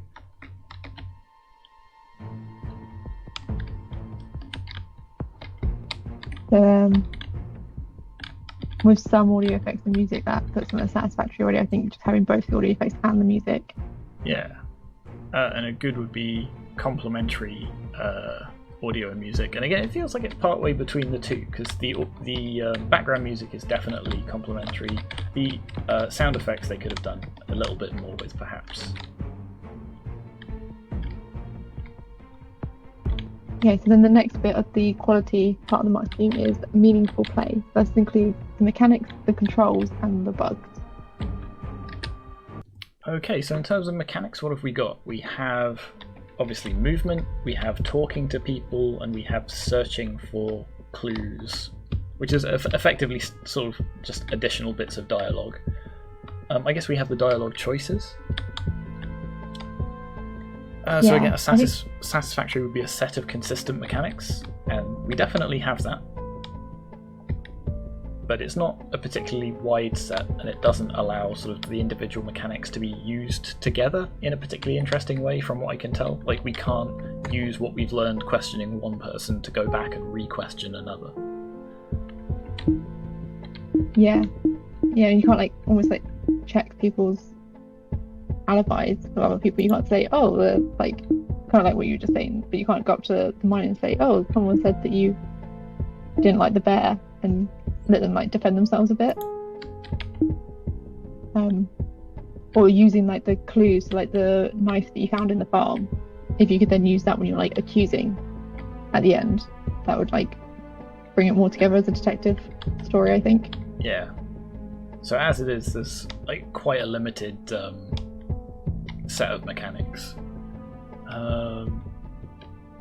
So poor, for example, would be few mechanics. Satisfactory is a set of consistent mechanics. I think they have enough. If we're being somewhat generous, I think we have enough that it's probably not few mechanics, right? Like there is stuff we can do within the game that progresses the game. Fine. It's certainly not particularly wide, and certainly not particularly. There's not enough of them to sort of complement each other or be used in interesting ways. So I'm thinking maybe a satisfactory, maybe between a pass and a satisfactory. Yeah, I think I'd agree. I think like probably like leaning more towards the consistent mechanics, because they are quite consistent in how you're using them, I guess, at least. I guess it's just a shame that there's not more done with it all, but I think I agree like between the pass and satisfactory. Okay. These tools could... I disagree. I feel like a hammer could probably do a number on somebody, even if it's a bear. Yeah. I think... Is it one of the like weapons in Cluedo, potentially? Yeah. I mean, I think a lot of things could be used as weapons if they tried. And this is so we said before, like it'd be good if you could investigate the body. Like it feels like it would, like it's really needing us to be able to look at the bear and say, ah, yes, they were clearly injected with something, or they were clearly hit with a hammer, or because that would help us focus our investigation a bit more. But okay, in terms of controls, kind of like the mechanics, right? There's not a lot in the way of mechanics, so there's consequently not a lot in the way of controls. But all the controls that are there work perfectly well. Like the movement feels fine, other than some of the like invisible wall bits. Like here, I sort of occasionally get stuck on some of these things. But talking to people, getting through the dialogue. In fact, yeah, I'd almost say thinking back to the mechanics, like the fact that they've got, like dialogue options and things, it's probably a satisfactory. Yeah. So yeah, the controls equally, it's probably a satisfactory again. Like it's a reasonable set of usable controls. Like there's not a lot else that you can to use them with. It might even be between a satisfactory and a good, because they are relatively smooth, other than, like I say, the occasional sort of sticking on these invisible walls. But we can sort of chat about that when we have a look at the bugs in a moment. So yeah, I would sort of lean towards, I think, a good for the controls. Between a satisfactory and a good. Because there's not many of them, but the ones that are there are perfectly sufficient for the mechanics they've got, and they work quite well. Okay, yeah. So the next bit is the bugs. So just like how many bugs we can... Okay, so like, I would say... Any notable bugs, I guess. Like, it's a relatively simple game, but we asked for, a small game prototype, so in terms of the scope of that, this is certainly complex enough to be suitable. There are, I would say, probably infrequent minor bugs, we might call this, because of, like a couple of graphical issues, a couple of like getting stuck on bits of terrain and things like that. But otherwise, certainly not anything that are like dramatically affecting the way we play. So to me, that says good. Yeah, I've not noticed anything like game breaking. Oh, interesting. We get a much more different cutscene if we pick exactly the wrong options. Okay, so that brings us to how well they've managed to fulfill the brief, which was to make a game with a story engine. So, the story engine, how does the game world affect the story? And it's kind of interesting. Sorry, go ahead. I was going to say, I feel like the main thing is whether or not you can investigate their house or like talk to them further, but I feel like that doesn't actually impact the overall story. Well, if anything, that's the story affecting the game, right? Because sort of during the dialogue, we're making sort of story choices that then lock or unlock different bits of the game world. But this is going to tie back into what we were saying about the mechanics. There aren't a lot of mechanics, so there's not much that the game world can do to impact the story. So in their game notes, sort of how did they describe how their story engine works? So they've got two sections. They've got how does the narrative impact the game world, which I think is the next part of the model scheme, and then how does the game world impact the narrative. So in this they've said in the game world, players must strategically investigate the various villages, each with their own unique roles and responsibilities, in order to uncover the truth behind the bear's murder. By interacting with each character, players must make crucial decisions about who to trust and who to suspect. Choosing to trust a character may lead to more information, but it may also be misleading. On the other hand, choosing not to trust a character may result in being able to search their premises for clues. Utilising the clues and information gathered, players must carefully consider who the potential killers could be and record their suspicions in a notebook. As the investigation progresses, players have the freedom to solve the murder at any point in the game. The outcome of the game and the final ending will depend on the choices made throughout the investigation and whether all suspects are found, some suspects, or if innocent parties are falsely accused. So hang on, that's a point. If I select 2 innocent people and a guilty person, why is only the guilty person in the jail? Why are the other 2 not?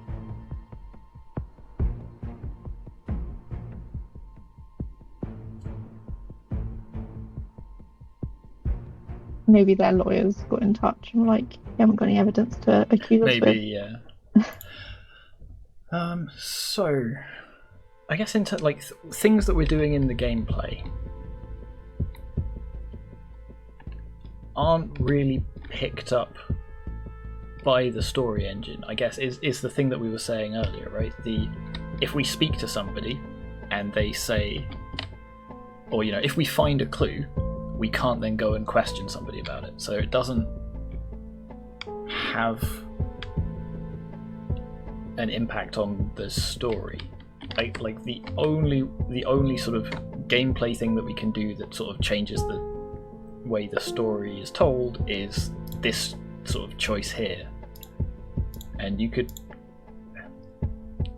again, is this a gameplay choice or is this a story choice? Because in a game with sort of as few sort of traditionally gamey mechanics as this, it's sometimes difficult to sort of separate those apart. But if we're saying this is the entire gameplay because this is what all of the things we're doing in the game is leading to, is making this choice, then this is kind of it, right? This is the only gameplay effect that has an impact on the story.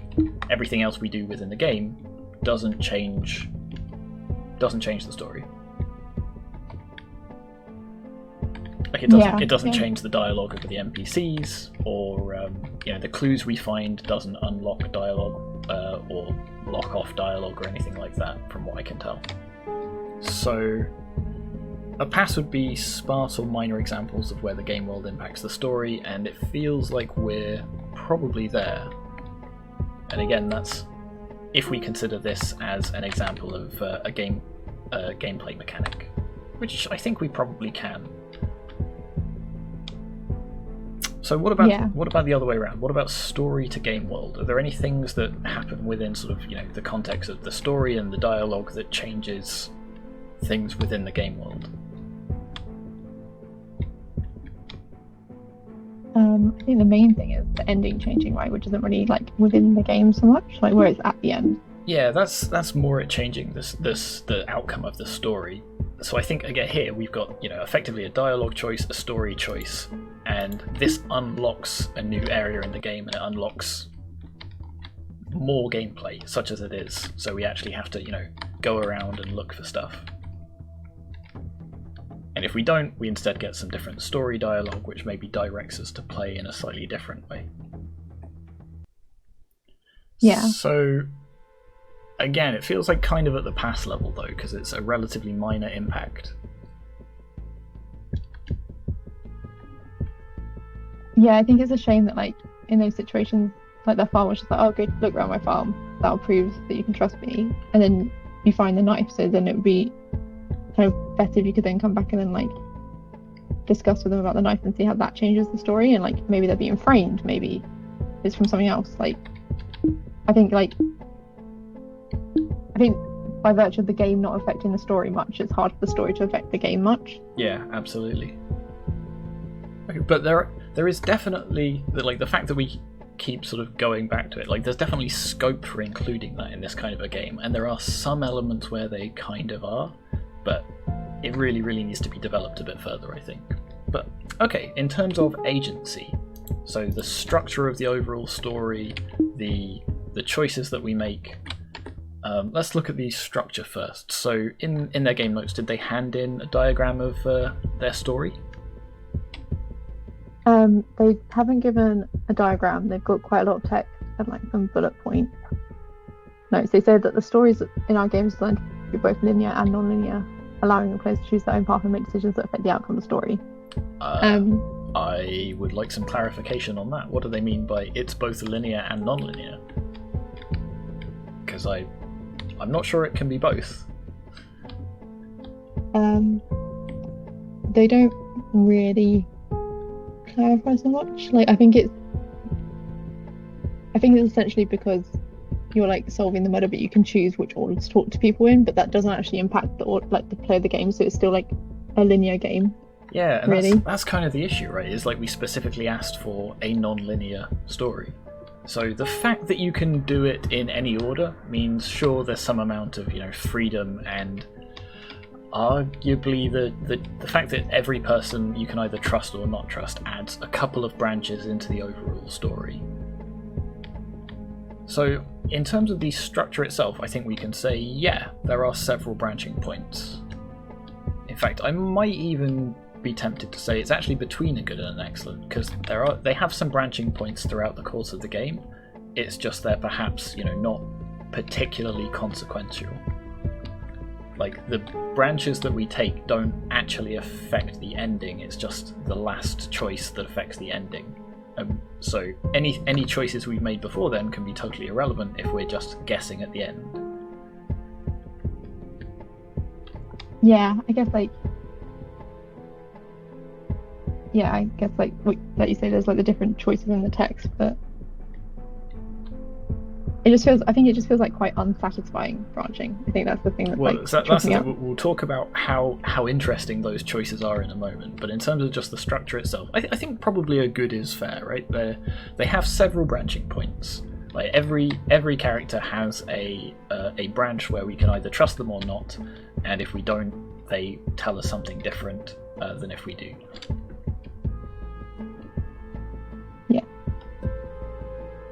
But, yeah, no, that makes sense. Yeah, then moving on to sort of like our agency as players and how interesting all of these different choices are and how meaningful they are, I agree with you.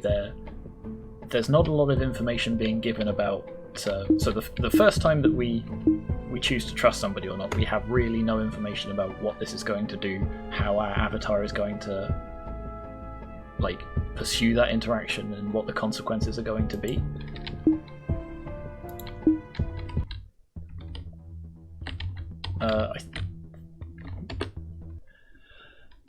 So yeah, where do you think this would sort of fall in terms of the overall quality of the choices?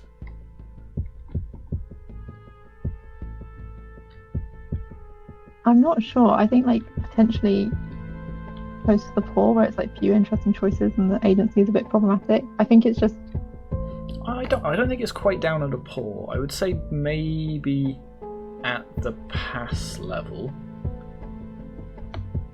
So one thing is how they've tried to manage agency, and it's interesting. They've made a very clear and obvious attempt to manage agency by, if we want to change our mind and say we trust the farmer now, they deliberately say, well, no, you can't do that because you've already made this choice. They're stopping us making that choice again. So they are doing something to manage the agency.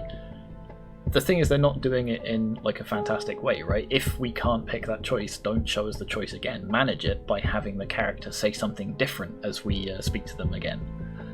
So, you know, for example, if we don't trust them, then they're not going to talk to us anymore. They're going to say, oh, go away and do your investigation elsewhere then if you think I'm such a suspect, or, you know, something like that. Yeah. And likewise, it would be interesting if, you know, those choices related more sort of like between the characters. So as we've already said, like a mechanic where you can show somebody a piece of evidence.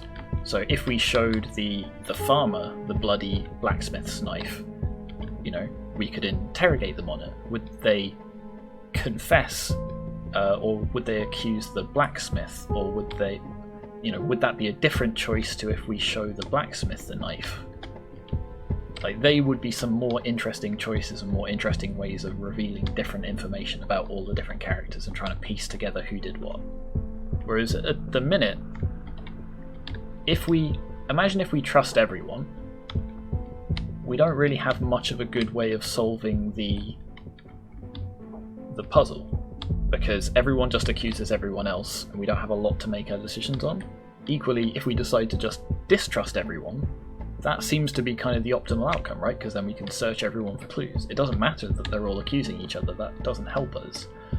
As a detective, we need to search for clues, so the best thing to do is basically always say, I don't trust you, I'm going to look for clues, because I'm a detective. So yeah. I think we're probably at the pass level, that they have a number of different choices, and they have made an attempt to manage agency, although it's perhaps not in a perfect way. But the choices that they've got aren't hugely interesting for those reasons.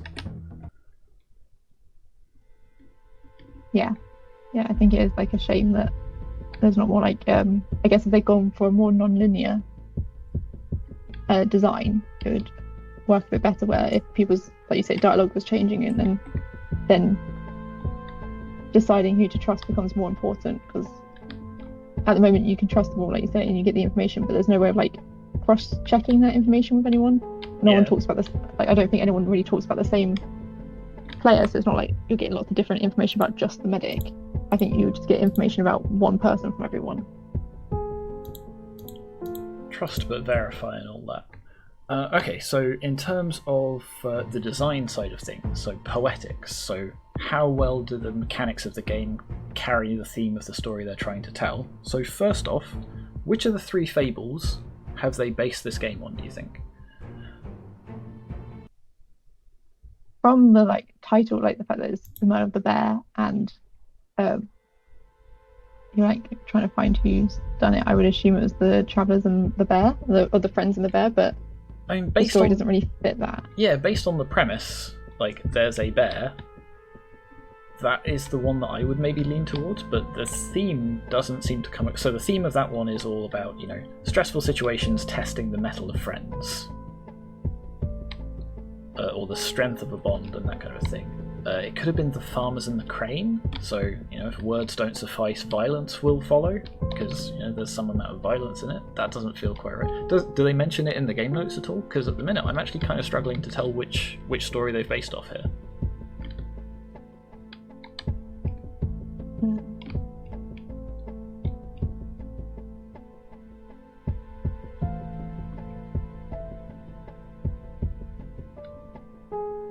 No, I can't see anywhere that they say which fable it was they used. I think from what you were saying, like, I actually feel like if they'd added a bit of dialogue maybe at the beginning, because it sounded like people weren't happy about the bear, they could have actually done that. The Farmer and the Crows, or the Farmer and the Cranes fable, where it's about the if words don't suffice. But where they don't have that, I wouldn't necessarily say it was that fable still. So I do think it probably is the bear one, just from the theme.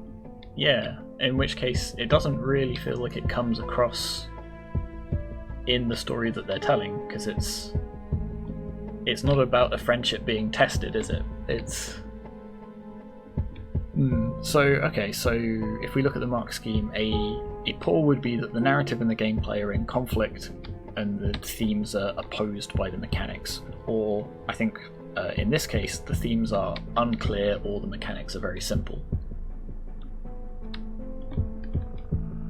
Yeah. And it feels kind of like that's where it could, like, the fact that we're both struggling to tell which is the story that they've based this on, and the fact that there are a limited set of mechanics that they can be using to convey that makes me think it's kind of at that level for this.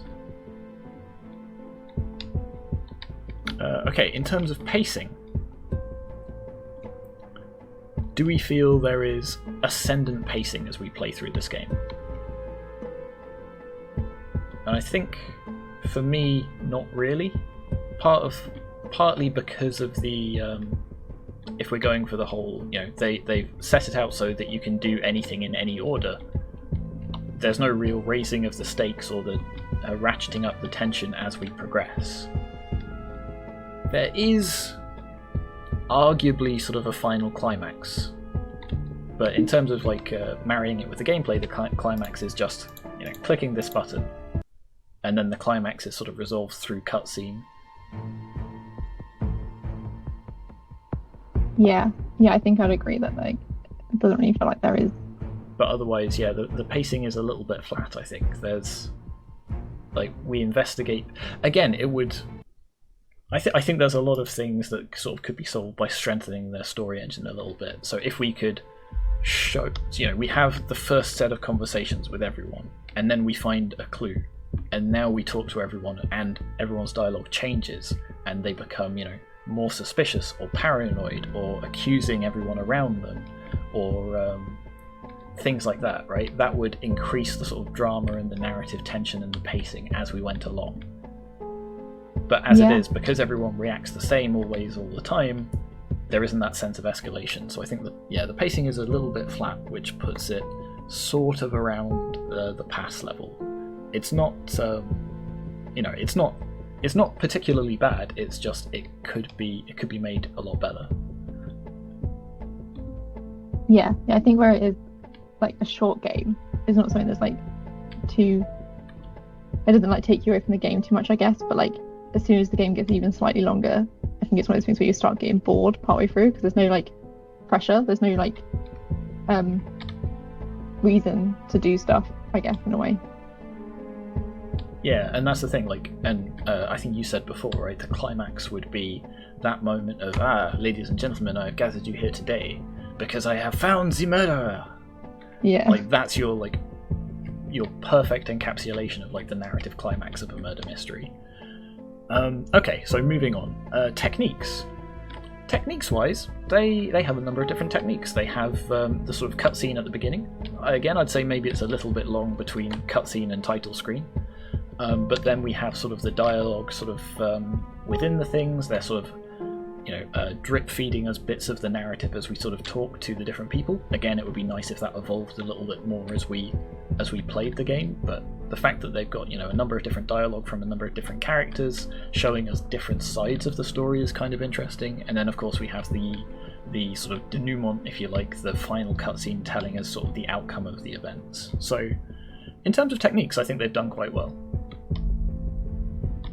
Yeah, they've definitely got a few, and I think as soon as you have more than one game writing technique in play, it puts you up at the good level. Yeah, I think they may even be between a good and an excellent. I think their use of cutscene at the beginning was quite good to set the scene. I think perhaps it went on a little bit long before the player was allowed any interaction with it, but that combined with the sort of I guess you'd call it wouldn't be an unreliable narrator, but an unreliable NPC, if you like, is quite a good combination. So I think between a good and an excellent for techniques. Yeah. So the final one is feedback. So what did they say about the feedback that they were given? They said that one of the key suggestions given to us was to consider how the story would evolve depending on the options selected by the player. It was suggested that different endings should be created based on the choices made throughout the gameplay. So in response to this feedback, we have made sure to incorporate an element of choice in the story. Players are given the option to trust or not trust certain characters, and the outcomes of these decisions can lead to finding clues or getting information that advances the story. Additionally, we have implemented different endings based on the suspects selected for the murder and how well the players performed in their investigation. This allows for a more dynamic and personalised experience for the player. So, I mean, certainly if there were no choices at all, I think this would have fared much, much poorer on the mark scheme. Although, as we've already said, the choices that they've implemented aren't, hugely interesting. So, we've already talked about how to make them more interesting, but another idea that I've just had off the top of my head, instead of just outright saying, I trust you, or I don't trust you, what if we had different, a dialogue tree where we could take, the good cop approach, the bad cop approach, where we could sort of, be really aggressive at somebody, and, it wouldn't always have the same impact. We have to sort of learn something about our suspect to figure out which response that we should use to get the most information out of them, or something like that.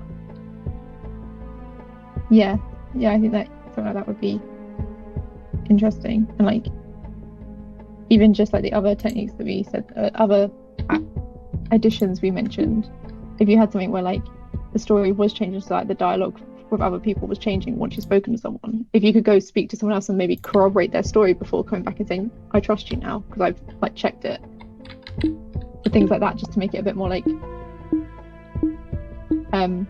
your choices are actually making, what's the word that I'm looking for, the choices are making like a bit of a difference to like how you're playing through the game, so it's actually changing the whole game rather than just the ending. Yeah, and if you include that sort of like if there are more dialogue options than just yes or no, then you can have effectively more gameplay, because then the game becomes sort of, how do I solve this interesting dialogue puzzle? Yeah. Okay, so do they have any other bits of feedback that they talked about, or was that the main one? That was the only one they've mentioned. Okay, in which case I think that puts them probably around the pass mark. So they have addressed the feedback that they were given, but it's maybe had sort of limited amounts of success. Yeah, I think I'd agree. I think like they've definitely done something to make the story change from the options by the player, but it's like not throughout the gameplay, it's only at the end, so like you say, not quite fully responding to the feedback. Okay, which brings us to the end of this game, and that brings us to the end of this video. So, thank you very much for watching, and we will be back again soon for another video and some more coursework. Bye bye.